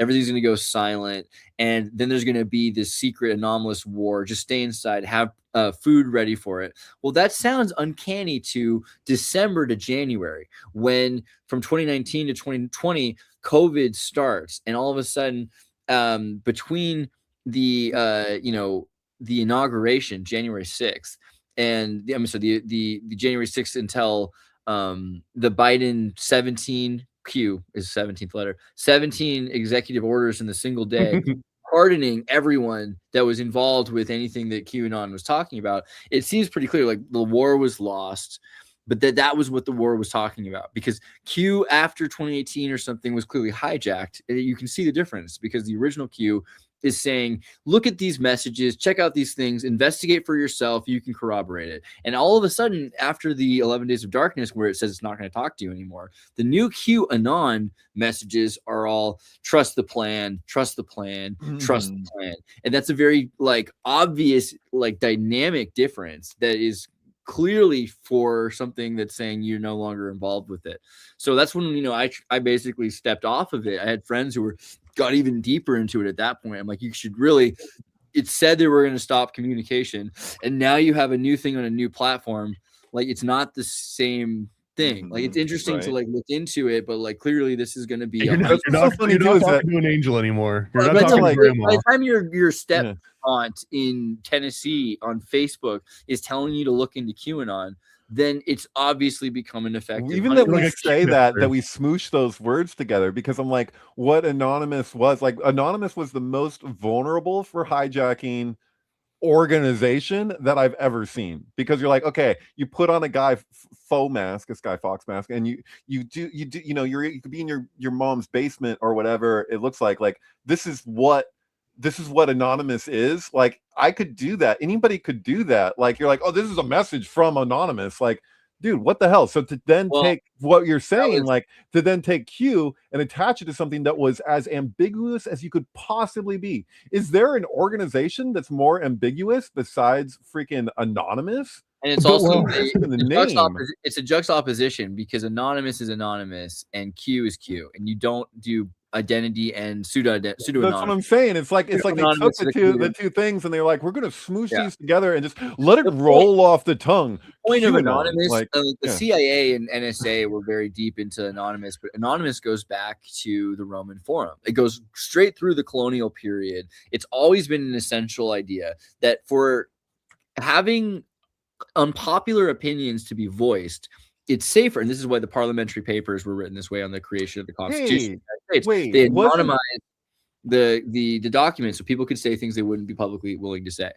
Am I wrong, or was I could be, or was that film about Shakespeare? I don't know if it was about him being Anonymous, I was going right? to About say Kevin Bacon, but De Vere, Francis about Bacon. De Vere. But was that called Vere. Anonymous? Yeah, it's called Anonymous, and it's about De Vere. Yeah, totally. But it's about De Vere. It's actually like probably one of the No, more but that's accurate- perfect. You see it, like, because you're like, oh, you could hijack something, like you say whatever the name is, and then you got like the pen name, and then you got who's actually behind it. Like, it's literally like the same thing that I'm describing, but in this case, it was like a film about Shakespeare not being the real writer. Like, Right. that's so applicable. Shaking a spear. It's like iPhone Shakespeare. It's this What thing. year did that movie Anonymous come out? 2011, I think. Jesus Christ. The other theory too was that the Shakespeare was supposed to be the gods that would have been disappointed in you and would have shaken their, so to say, shake the spear. There was two of them. I think it was like Athena, Minerva, or something. Yeah. But that those were actually, if you look at Francis Bacon's book plate, that those are the two gods, and that they're both the ones that would basically scorn humanity for its ignorance. So if they're shaking their spear, it's like, you bought into the William Shakespeare thing, you're an idiot. But also, here's this Rosicrucian Freemasonic initiative to make sure that the entire world now has this, like, the most magical and the most synchronous language ever created. I think that was like really that the Rosicrucians developed our flavor of the English language that works in all these weird, gematria ways and all these synchronous ways. Angels, that was created by Rosicrucians and Freemasons. Hey, or they actually found the language of the angels. Well, potato, my friend. It's literally Same Enochian. difference. We're speaking Enochian right now. The same way that one of the other famous Rosicrucians would have been Rene Descartes. And Rene Descartes' big secret that he had to take to the grave was that if you take all of the different Platonic solids, or I think it was like all of the different 3D geometries of the primes, and encapsulate them to each other, that actually represented like the astrological, the astronomical processions that they had been recording. But he was so afraid, because it relied on essentially a heliocentric view, that he didn't want to get murked over having discovered this like obvious thing. When I realized that John Dee and the Rosicrucians had actually effectively median oracled true angelic Enochian, and that English is in fact the language that God speaks. And let me put. When I realized that the angels speak, and the angels are connected to the Creator. I stopped hating between Christian missionaries with the NIV Bible, because I realized. Let me put a hat on a hat here too, because you mentioned Guy Fawkes and Anonymous and QAnon and all this, and I've got this connective tissue that you probably are going to roll your eyes and be like, everyone knew that, Thomas, right? But everybody, Thomas, even anybody Guy knows Fawkes, anything. The Guy Fawkes, that essentially the gunpowder plot was in a 9/11, because the King James Bible was right in the middle. He had just gotten approved like 1 year before, and a lot of people were essentially critical, like, we don't need another Bible. The Vatican just put one out. We've got like 2 or 3 options. We don't need the King James Bible. And he had put this together, and when they found out about the gunpowder plot, it was either planned by, or it was known ahead of time, and it was seen as like, if we allow this to go through and then foil it at the last second, and then show, like, look at how all these different like Presbyterians and Catholics and like everyone has come together to make this new official Bible we're all going to use, and we all work together, and we put we caught the terrorists right before anything really horrific truly happened, and that became the connective tissue to allow the King James Bible and the King James Bible would be just as responsible, probably more so, than Francis Bacon's alleged like 500 to 600 public domain books that he put out under various names. Did you see the book did you ever look at the book that King James did on demonology? I've looked into it because he mentions werewolves in there too. We did an occult book club on whatever that book was. Totally. Like that book is so insightful to what has become like the general like mainstream view of like what demons actually are. Like what is a demon? Because like when I get into like the roots of my esoterica and I'm What did finding you these say like earlier? What did you talk? You said about if platonic concepts exist, or what did you say? Platonic solids exist. Is that what you said? Yeah. Okay, so demons or jinn or Which genius, is, and demon is the non-binary version of alluding to them, because it's because usually it was like demonides or something. There was like a good version and a bad version. eudaimon is like perfect demon. Yeah, right, so, because genie is the etymology for genius. And so yeah, like you'll find old references in speech in certain places where people are referring to right. one's genius as their genie. So So it's like their higher self, their demons. higher So intuition, every idea you've ever had is an external object. It's an object that's flowing through your transceiver. That's very Rosicrucian Max Heindel of you, for sure. For sure. And That's every cosmoconception. idea that you've ever experienced is actually a being, right? It's actually a full-on conscious sentient thing. It's not made of material. You're the material it rides. It's having you. You're not having ideas. Ideas are having you. And those That's ideas are demons. Dude, so last night we were watching the 1976 Bluebird film Behind the Iron Curtain with Jodie Foster and Elizabeth Taylor, and like and with ELO's El Dorado. And I've gone off about that thing of like with El Dorado that you go to bring back the gold and it turns to dirt. And like if you have a dream and you want to take something from the dream that in the dream feels very tangible, it feels very real. But when you go to like try and pull it to the other side, you're like, oh, where did it go? This feels kind of like oddly applicable to our conversation in a way here, because there's like the archetypal realm, which one could argue is actually more real than the material realm on a certain level, because what we experience as solid matter is actually like 99.999999997% empty space, and what's left is more of a frequency or a musical note than it is anything technically solid. Like like atoms move really fast in order to make dense physical reality, right? The waves when they affect particles, so that's right. how you know that there's a wave, but there are particles and there are waves, right? Thank you, because they're distinct but they're not separate, or maybe that's not the best way to put it, but something like that. So like it's a paradox, right? So it's like what we're getting into here like feels like really relatable to that thing of like just the dream and the unconscious, and then what we relate to as the external world, which we see as all significant and all powerful, right, when really it's like it's relying on everything else, in the same way that if you're looking at the platonic solids, you have these like what we're manufacturing through that knowledge is actually further and further removed. Even though it feels like we're getting closer, we're getting removed psychologically to something that we never really ultimately left. We've regressed, we've devolved, we've lost touch. I mean, originally, when the platonic solids and Neoplatonic concepts were being discussed, they were by people that understood God differently, right?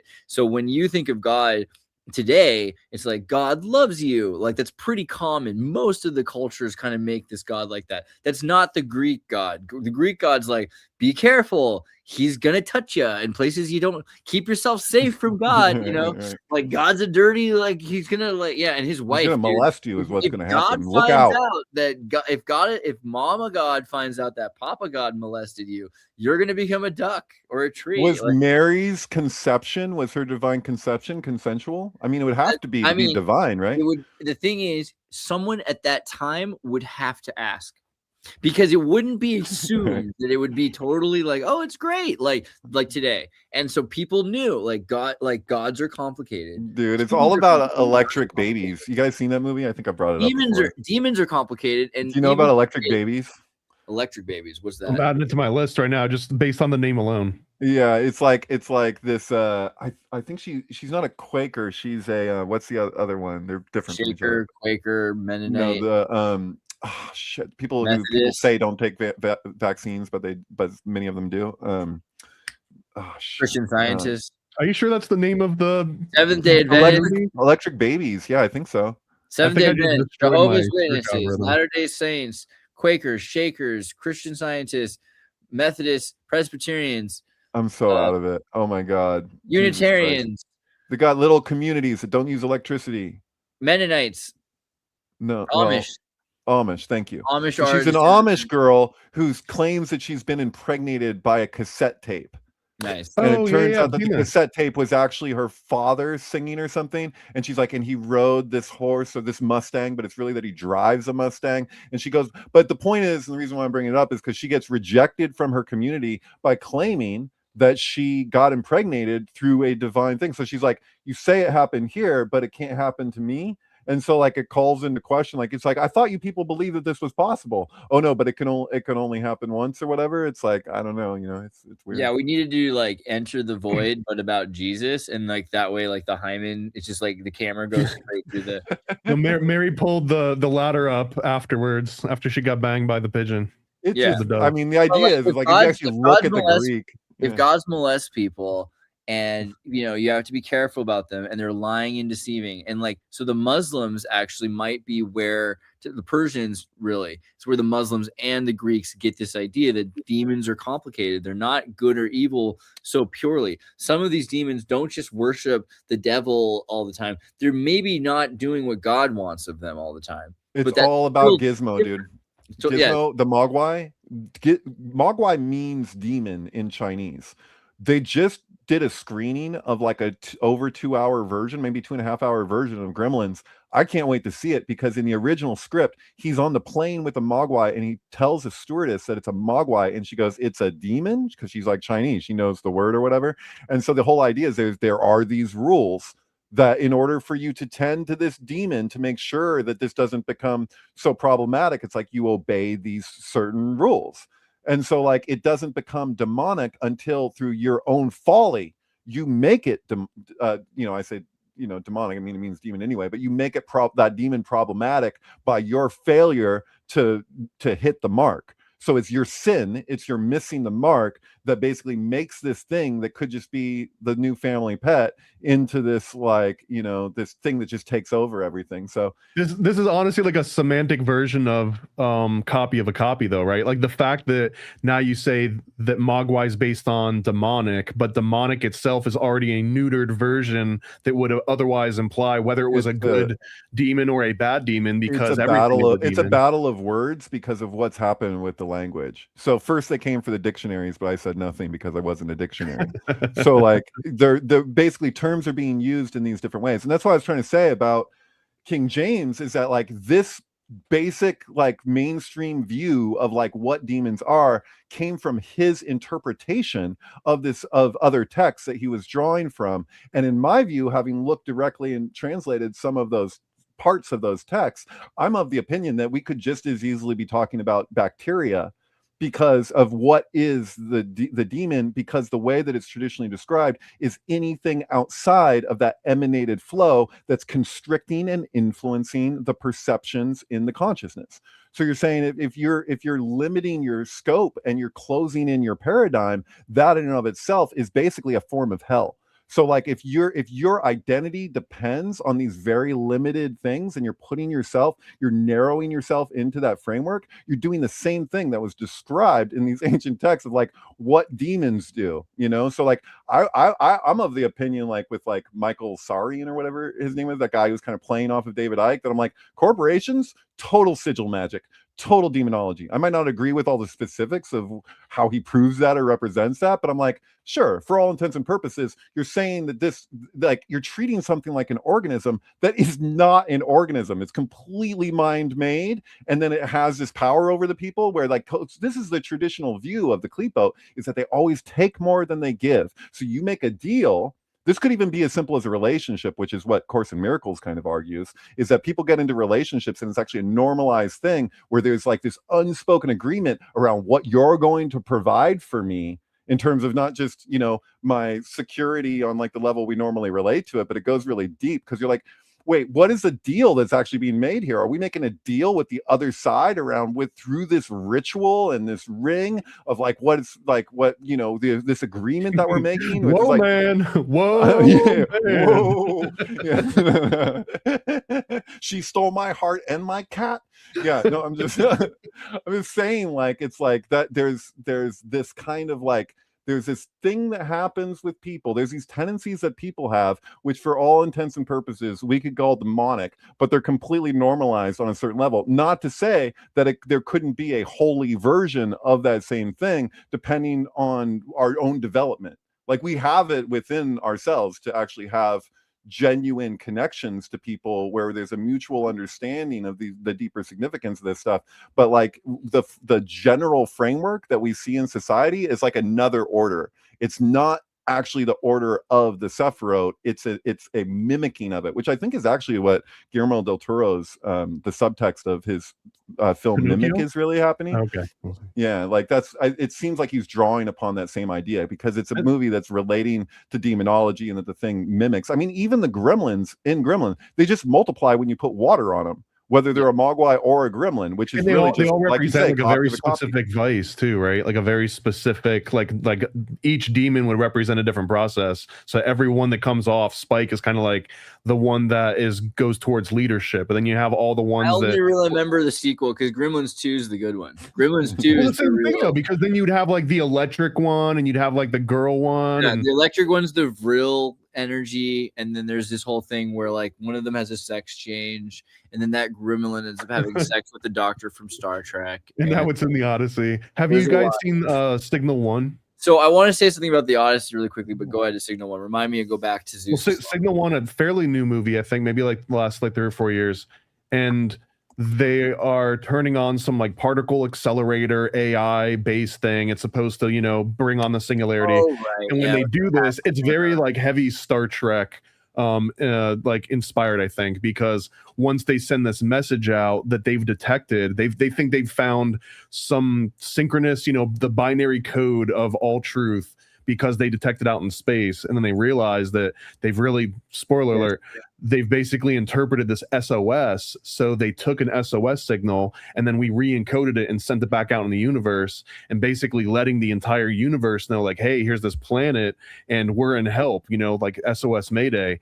And as soon as that happens, another like an alien intelligent life form basically lets us know, like, hey, we've been trying to protect you guys. You're this like nice, cool little virgin bubble of like, who knows what's possible, but you're like a little baby infant egg. You like your egg hasn't even hatched yet, and you just told the entire world of all of these predators, like, hey, I'm a little baby bird waiting to be eaten, and now we can't protect you anymore. And like the sky goes away and you see like the big universe. But the whole premise is that they couldn't explain it to people because everyone was thinking that aliens had to be some kind of physical entity, like something that you could like see or touch, and that they couldn't wrap their head around. It was just intelligence, that there could be a version of aliens that it's just intelligence. They don't actually have any physical manifestation at all. And I guess that sounds exactly like you would describe demons, right? Well, what it sounds like is that guy who called into Art Bell's Coast to Coast and was like, they're interdimensional beings, and like, you know, that they used in that Tool album, Lateralis, you know. But yeah, they're taking over your population. It's basically the thing with they're here already. When from the invasion of the Body Snatchers, when he's like, they're here already, you're next. That's Kabbalah 101, dude. That's the whole thing. It's like the aliens are here. They're influencing your consciousness. They have been for a really long time. And you're identifying with them as though you're yourself, and you're having conversations with them as though this is your actual identity. So I'm looking at like, you know, the crazy culture war stuff, and it just looks like a more extreme manifestation of this thing that we've been doing all along, where we're literally like enclosing ourselves in this maybe it's part of a larger. Can't control your mind, it controls your gut fauna, which is way easier to control your mind. I mean, that's like, it. Demons everywhere, and people. That's why the Zohar says that the tree of knowledge was actually grain. This came up the other day because of your cousin. We were talking about Linux, right? Because a big thing, like Linux used to be super awesome, and now there's all of these evil corporations that are trying to like work their way into it to like disrupt it. Oh, so there's this demon called System D, and I was trying to explain it to David, and David's like, oh my god, like System D, what is it? I'm like, well, it's this thing that goes in between you accessing the system and Linux itself. It fits in between there, and it like anything that goes through it, it can reroute it and control it. So through the demons, yeah. And he's like, oh describing like a perfect, I don't even know if the word is allegory, but it's like it corresponds directly to Da'at and the role thought, which is literally the tree of knowledge within the tree of life, separating the supernal from the terrestrial, which is an ultimately separate because that's a direct vertical line that is the source of the Masonic G as Gimel. So it's not like, look at it. We have a Latter-day Yeah. Saint who understands that the devil doesn't the devil made system Soistem D, right? And so he's using this run it or in it. I hope you're using run it. Maybe he's using open RC. Doesn't matter. The point is he's not letting his like system. It's almost like there's because everyone else has like a demon in there that's a daemon. Literally, it's actually called that. Yeah. It's controlling what the kernel is able to access from the hardware. So it's as if you had in your body, between your mind and your senses, your eyes and your ears, some sort of a demon that was allowing you to look through your eyes, but could stop you from being able to look through your eyes and could force you to look through someone else's eyes, or could augment your eyes to see evil. Or your ears, or control your touch, or everything about it. So it's like literally evil possession. I mean, you're kind of also describing the endocrine system, though. Like that's just hormones as well. Dude, techies have been all hip to this. All of the material reality that you're familiar with are like the amazing systems of God, right? Like God using these things. So a guy we know, Mark Pauly, we were at a festival and Look how beautiful my saint is here. Run it. He knows it. You know, after my I like Void, but I love Run It. All right. He had Mark Pauly had like a shirt with like a snake, and then it said 777, and I believe that there was a G in it, and it was like a code. He had an equation, and it was all like just straight the gematria of the Kabbalistic tree. There's no image of the tree. There's an image of a winding snake. So it's like it's literally telling you the same thing. Like this has to be a deal where they're replicating the pattern of the Kabbalistic tree of life as it exists in the fall. After you said it, I was like, that's the only thing that makes sense, because the way a lot of software is written is it's written as a metaphor. You're like, well, we're going to do a thing with software that emulates a practice. Right. If you have a thing that you can base it on, and it's like, that's literally what this is. And we're talking about demons, and a lot of people that are into software won't tell you this, but they're very into spirituality. Right. It's literally like to understand like what the Kabbalistic tree is you're literally like taking basically a replication of a cell and you're splitting it. So like the tree of life itself is regarded as like, if you were looking at it three-dimensionally, you'd be relating to a star tetrahedron, right? With the two triangles and as tetrahedrons interlocked. And that this is a mechanism of a helix, right? So you have this kind of twisting. It's the universe or the galaxy itself, like the galactic halo, like it's actually spherical, even though we relate to it as a disc. It's called the Star of David, so you're like, I have to go with that.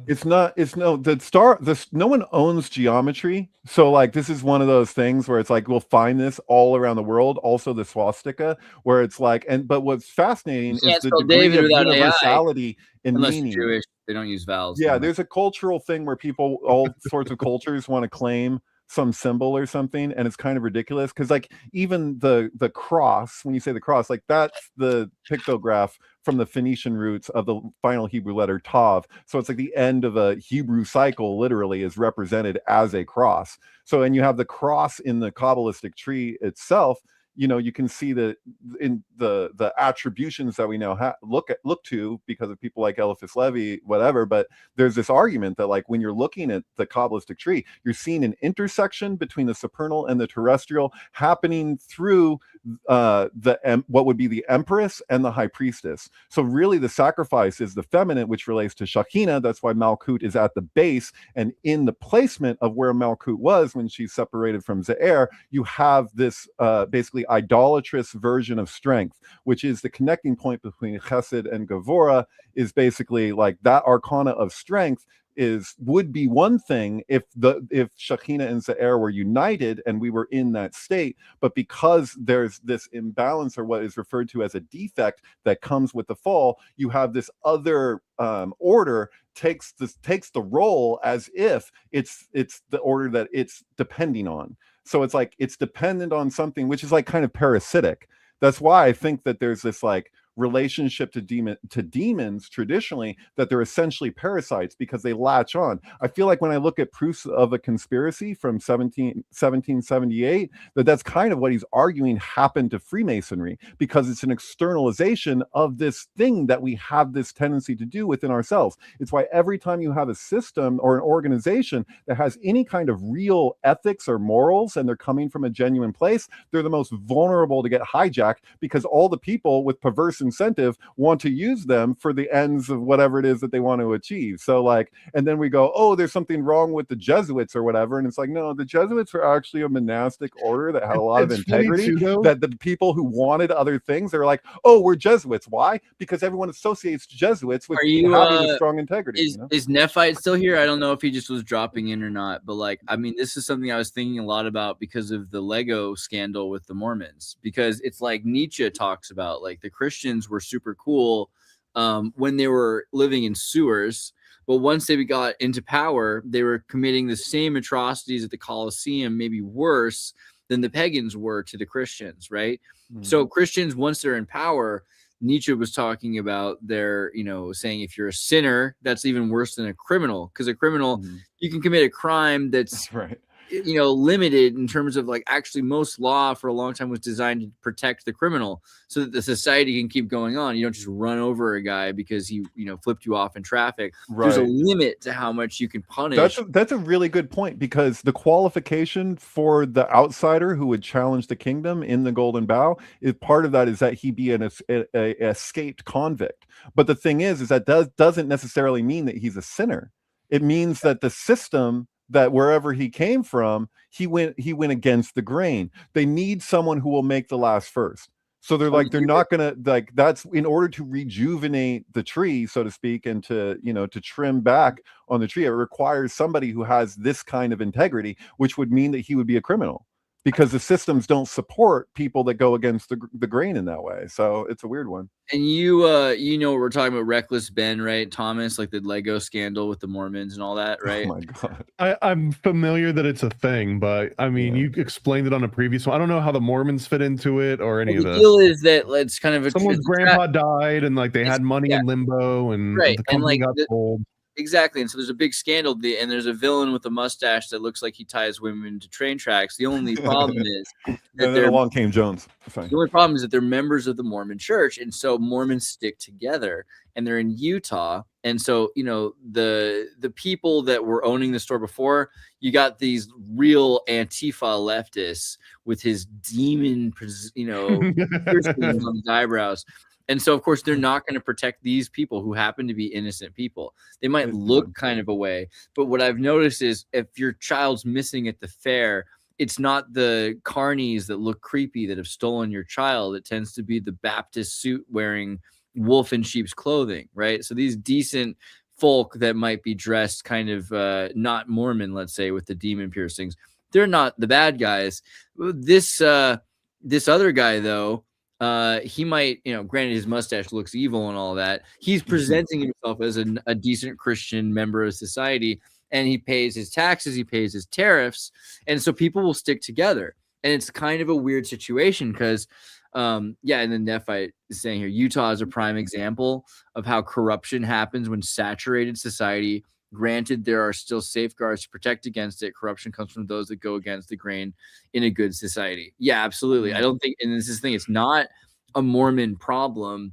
The corruption. No, it's horrible optics for the Mormons, though. The optics made it a Mormon problem, because the LDS in Utah should be working to make sure things like this aren't happening in their wards and their communities on a separate, independent level. They're absolutely, like, gatekeeping might be related, but it's like you can see the way that these people are reacting to him. Like, this guy did such an amazing job of collecting. I don't know if people just came through and gave him this footage of all of these police cams where they're just incriminating themselves, but then the judge won't allow for any video evidence. So the judge is it's like Lenny Bruce, where the judge is going to side with the guy. Potentially, I mean, that didn't happen with the first two trials, but where this is the question: are you going to side with the police officer who wrote down whatever parts of his bit, just wrote certain words down? He used the C word, he used the F word, he used whatever, and then you're like, you know, and he's like, well, you just removed all the context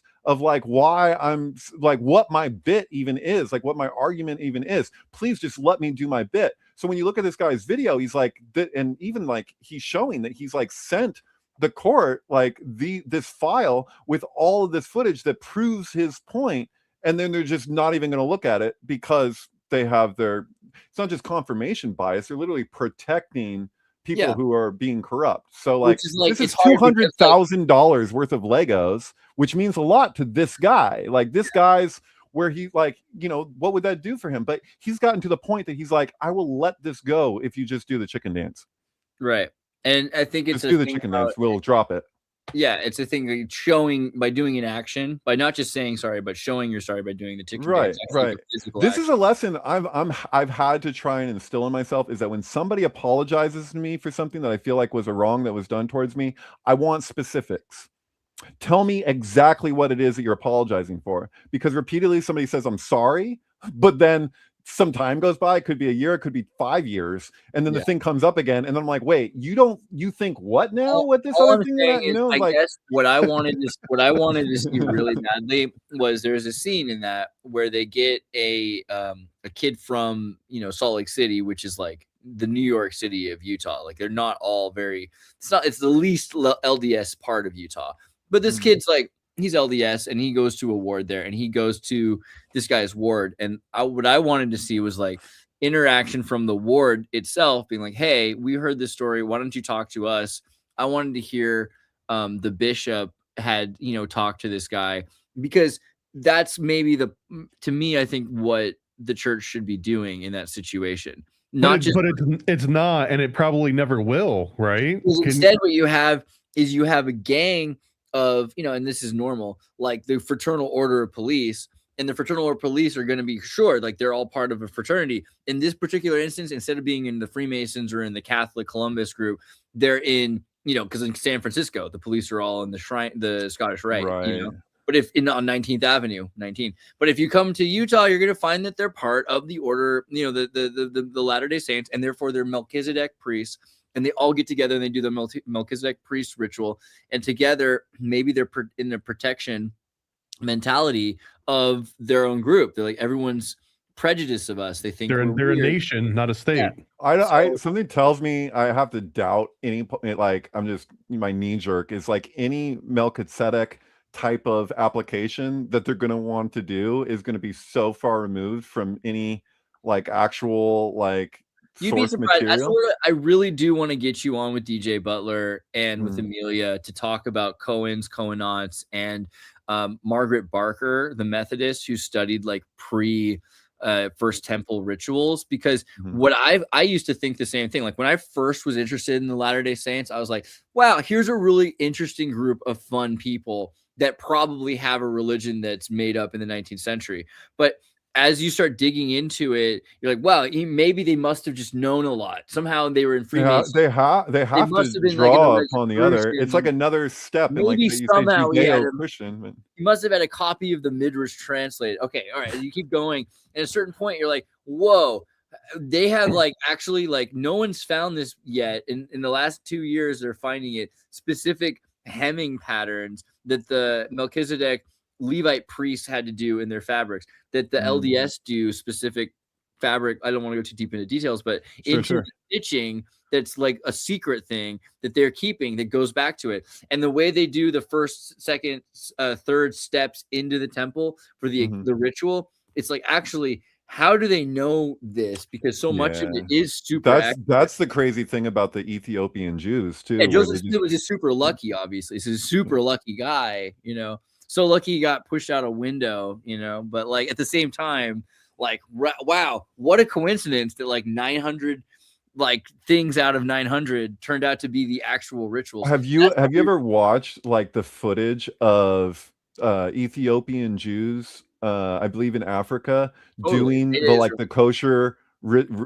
sacrifice of the heifer, and like how they like, and the way that they even speak the Hebrew or the Aramaic, depending, I guess, but like they're same letters, but the way that they treat it, there's a extremely strong argument that their way of conducting some of their rituals are like more true to the tradition than what we're seeing from just about any Jewry in the world. Like in certain cases, I'm not saying that this is true for all Ethiopian Jews, but it's been shown. You can see, go into the details of it, and it's like, wow, they're really like verbatim in their way of approaching this. It's like, Yeah, how did that come about? It like gives credence to the argument that it's like, whoever these people are, that this is actually, these aren't even converts. This is like, no, yeah, it's actually like they, because you think of Moses and his first wife, and it could be that the Beta Israelites go back even as far as the first, before the entrance of Joshua.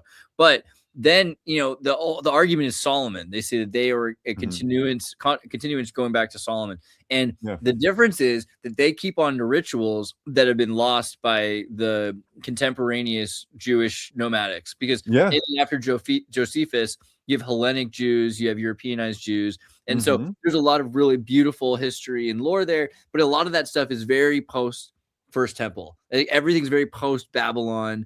Chaldeans, it's all intermixed. Things have changed. Post Second Temple, if you're talking to even true, even not just post Second Temple. And so like the Chaldean fusion that happened in Babylon, these are maybe what some of the arguments are that Jesus was saying. We need to not just change the law of Moses, but restore. There's actually an older way things were done. We're restoring. I'm not here to abolish the law. I'm here to restore the law of Moses. He's talking about stuff that the Ethiopians were doing. And that's, that's the big difference. Because a lot of people will say, wow, in the 19th century, the way Jews were practicing was very different than the way Mormons were practicing. Okay, sure, but when you start to look at like, what are the Mormons doing? They're adapting these practices, which are actually lost by the 19th century in most of Europe. So I don't know. I mean, it's really unfortunate that so much of Jewry feels that if they're to look at Christianity, there's a fear of being converted into another system that is a negation of their own tradition.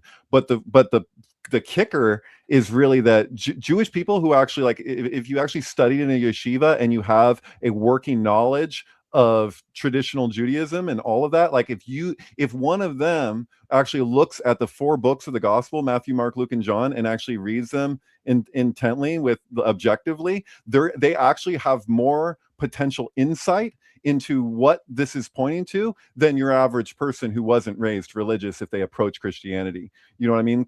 For a lot, or even if they were raised with Christianity, just because the context is so much that's being presented. That's the big problem with yoga today. Sorry. No, go ahead. Yoga today. Well, I'm just thinking about yoga because it's like 100 years ago, Indians were so tired of Hinduism. They're like, but then you go to the 60s in America, and all these kids are standing on their heads upside down on acid at Woodstock. And they're like, wow, upside down. Never seen that before. And then for a generation, it's like, this is new, no connotations, totally great. It's whatever we want it to be. And we want it to be great. Now you've got like yoga studios with fat moms. You got all these issues where people are like taking yoga for their materialist purposes, and it's got connotations now. Not just even that, even if you go to like the really cool like ashrams in New Mexico where all the sex scandals are happening, it's like they have the same problems with yoga today that they had with the Catholic Church 25 years earlier. Like, it's just human nature. It doesn't matter. And so at a certain point, you're no longer seeing it upside down. You're seeing it with the connotation. Like when you draw a picture, they teach you in art class to draw it upside down so that you don't have the muscle memory to accidentally draw it wrong. That's what's going on with religion. People have all this muscle memory of trauma and everything else that they're unable to see the picture without it. They can't see it for a brand new because it's after the fact and it's actually something else, but it's being presented as this is the thing in itself. However, that's why this generation, you have less of these friggin' whoops joining the friggin' yoga studios at Burning Man, and you have all these friggin' smelly, hairy bastards becoming Greek Orthodox. Right. But I mean, it has yoga because they've never seen it before. They're like, whoa, there's like. That's always be a fun one for me because I've been going down a rabbit hole of like the cat, because there's a weird online thing about being Orthodox, and I found this really interesting articles on AP somewhere. Dude, you're off the show. That's the only limit I have. All right. What's the limit? Hold on. What's the limit? If you become Jay Dyer. That's basically Okay, no. my It was mental interesting though boundary. because there was this article about there was all these Greek Orthodox churches were having this influx of people that were coming in, and they didn't realize they didn't have the capacity, and it was just like all of a sudden 400% people are showing up at these different services, and they had themselves to be like, why do people care about us all of a sudden? And it was very much like a post-COVID pro male rights, pro like Yeah, Andrew they're Tate anti-Semitic. adjacent.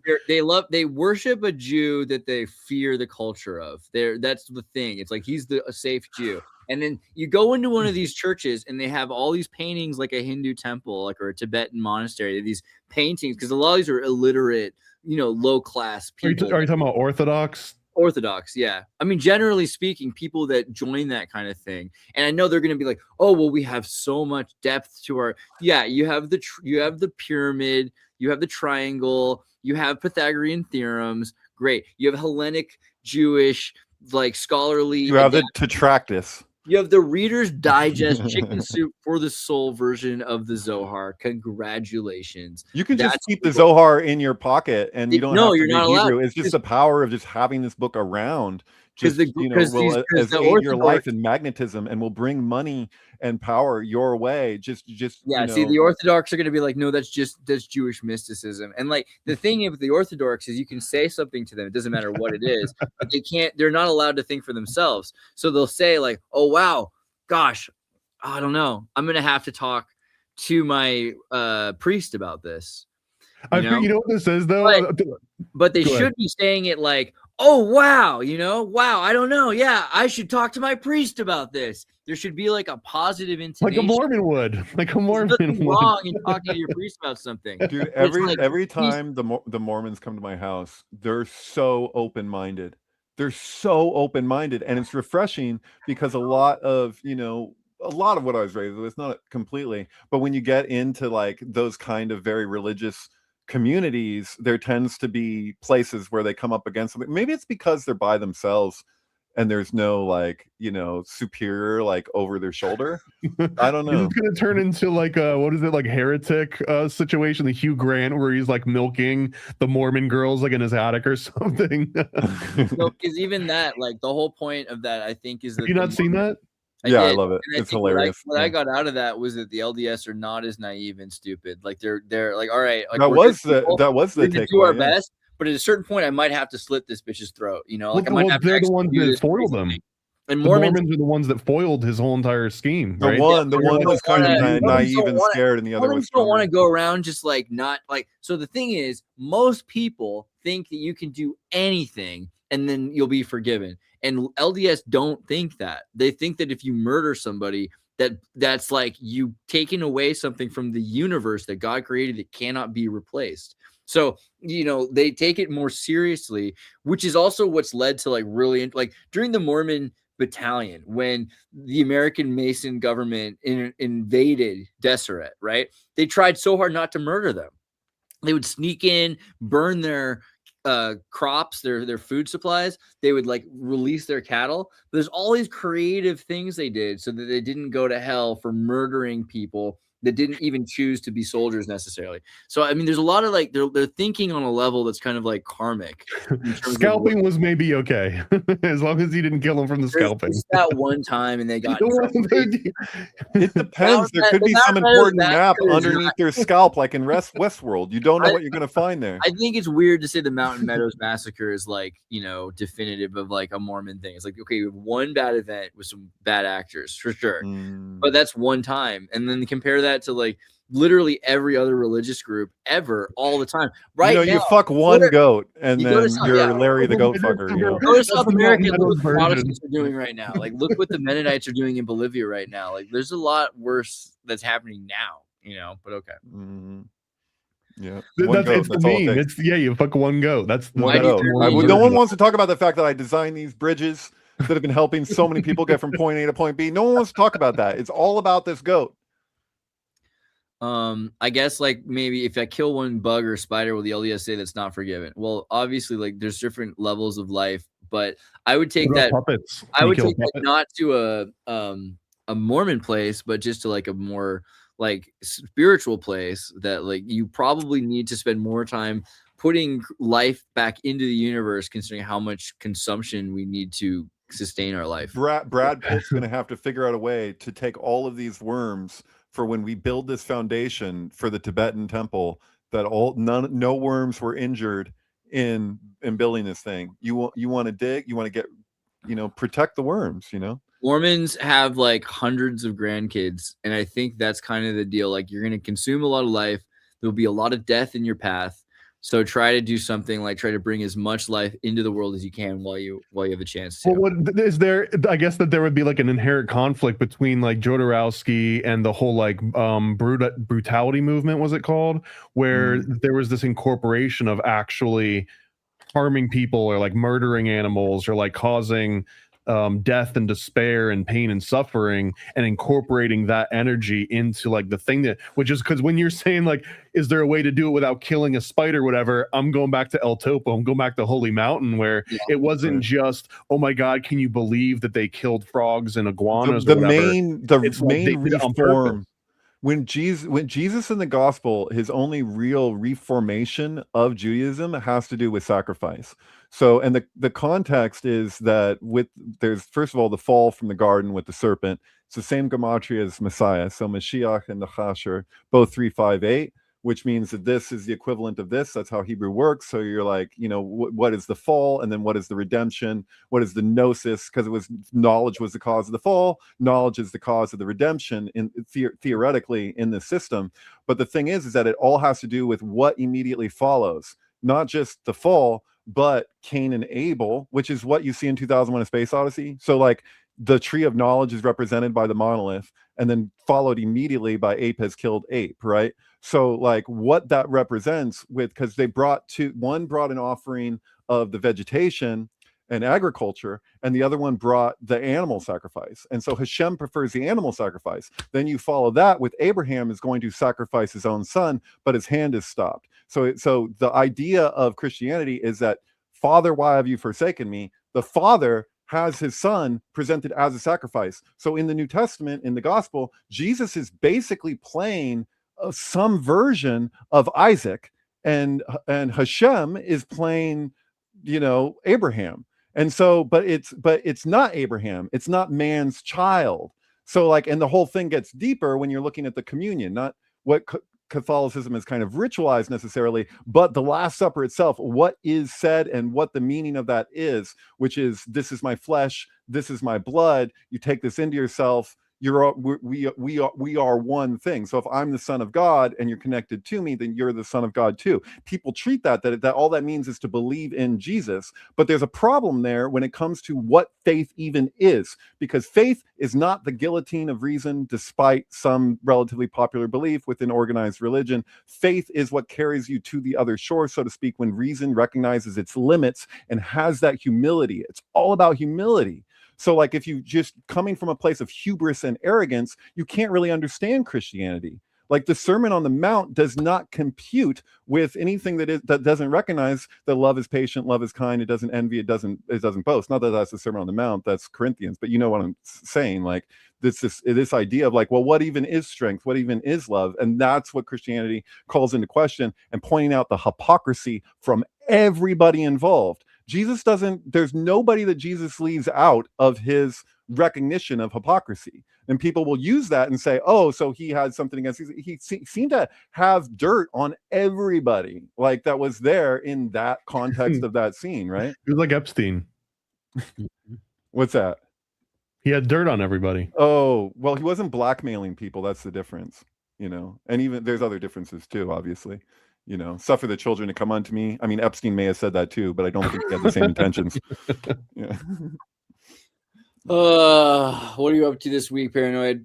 Well, I wanted to bring up too I don't know if you've seen this Mason game. I'm sneaking that in the back door, actually. The Mormon game that we've been fleshing out, because one of the premises, and I don't know how much we're allowed to even share about this.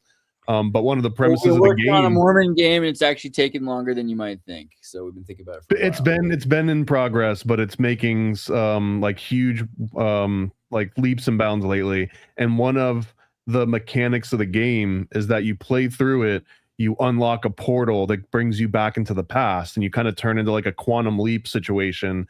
And as they go back and they fix things in Mormon past, and they see that in the current, now the town they're in is becoming more and more Mormon. But as it becomes more Mormon, like all of the downside with that comes along too. So then they have to maybe go back into the past and make things crappier again so that they can be, you know, less Mormon in the future, but find the right balance You have to between the two, which is what we were. You have to redefine what Mormon means at the end, because it has to be as close to what it was at the beginning as possible. And that's kind of the goal. You know, get it as close, because like there's going to be changes. You know, we were talking about blood atonement earlier. Essentially, that was a thing. Mormons went through blood atonement with, you know, Brigham Young in Utah.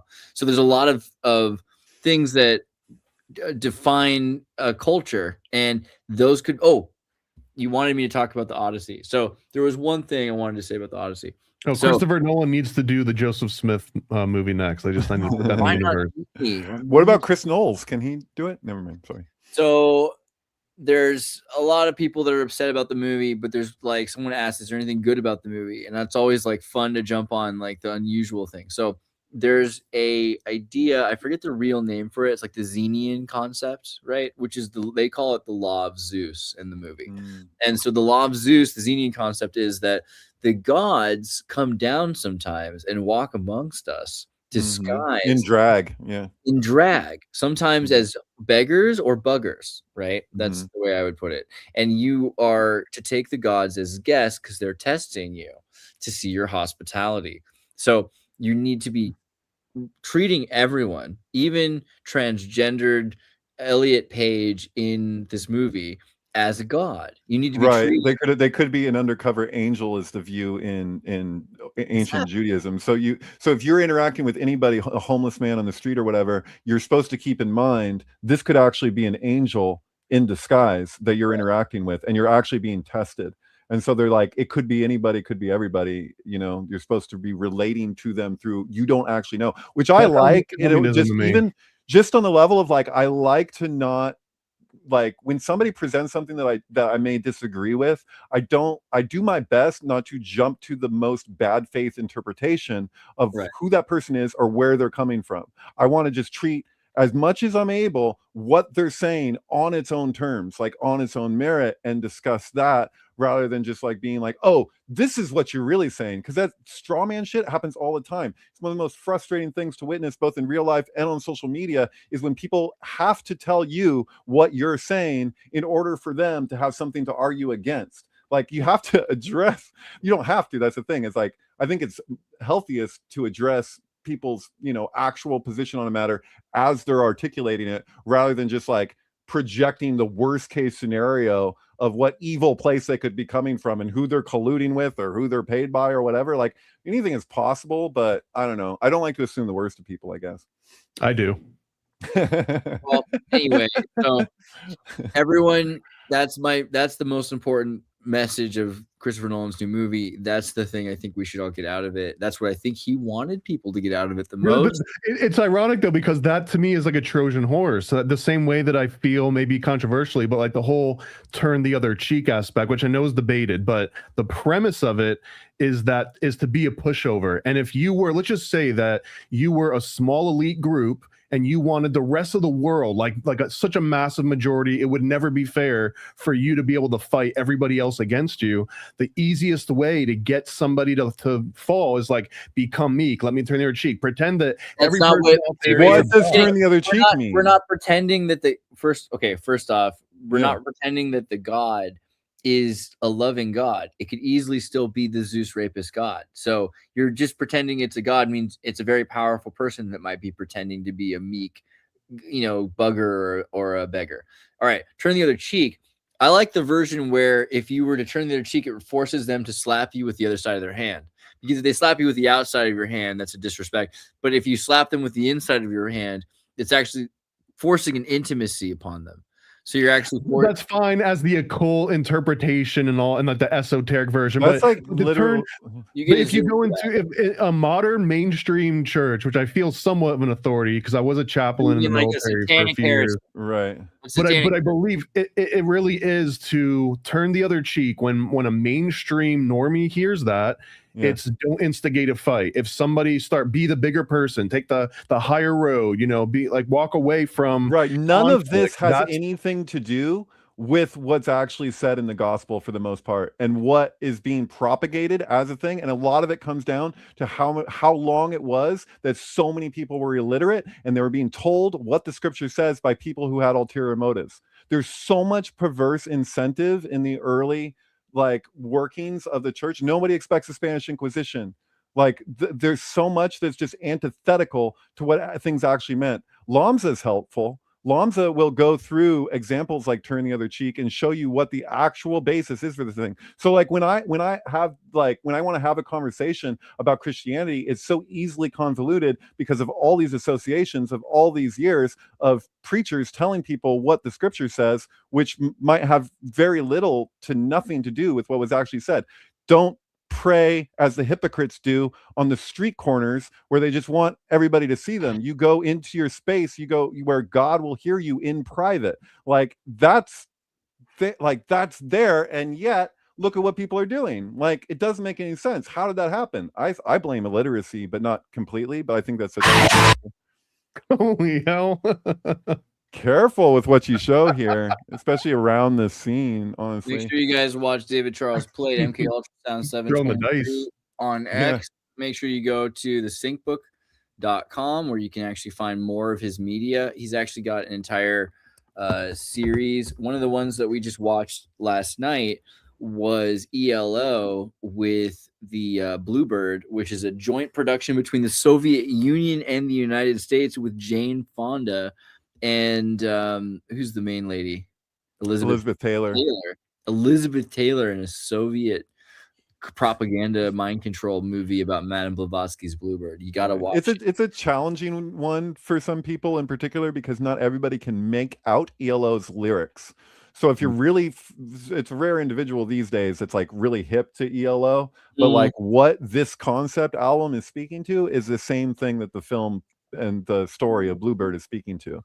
So they share this really strong resonance in that way, but it's so dreamy. There's so much of the album is just speaking to the dream. The whole movie is a dream, and it's also the inspiration in large part for The Wizard of Oz because of that whole thing of oh, you mean I was dreaming the whole time, and you went to this far off place. But yeah. Ooh, some new previews, huh? Yeah, they literally are just coming in like today and yesterday. So nice. This is a comic that David and I have been working on for I think 2 years now on the Golden Bough, but it also is about Kubrick, but it's also about Kabbalah. It's also about a whole bunch of different things, but this is the first time you're seeing some of these.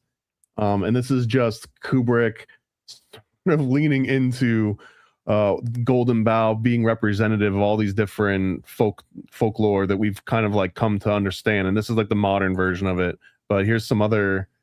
Here he is delivering the Golden Bough to the head of WB, I guess. Mm-hmm.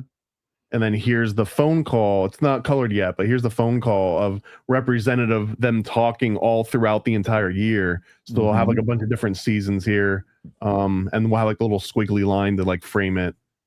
And then here he is measuring the advertisements for 2001 Space Odyssey just to denote that he was such a stickler that even after he releases, it was my favorite story. It's not salacious or anything, but he would go and get a newspaper and measure the ads and then call up the marketing department and be like, how much did you pay for this ad and how many inches were you supposed to get, because this is 3 5/8 by 4 and not 4 by 4, and I hope you didn't pay for 4 by 4 because they screwed you on 1/8 of an inch. So the fact that he was willing to go so far into detail on all this. And here's a scene with him doing Shelley. This is a nod to where he was hustling people in Washington Square Park, I believe, playing chess as a 20-year-old. He was making I think it was $200 or $300 a day, not accounting for inflation. So he was kind of balling back on that. So anyways, I'll stop on the previews here.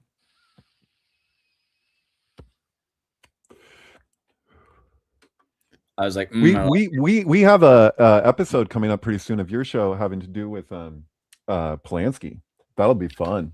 We're going to discuss Polanski. Yeah, I want to get Polanski. And also, we need to do a Gremlins one, maybe for Christmas. We should do a Christmas episode. I love Gremlins. Gremlins 2. I can discuss Gremlins for hours. Yeah. Yeah. So let's do like a 6-hour Gremlin stream then. All right. Gremlin mode. Yeah, totally. Yeah. All right. Well, I love you guys. Let's do it again soon. It's good to be here. And yeah, David, let's go. Let's watch. We're gonna watch something right now. All right. Bye. Okay.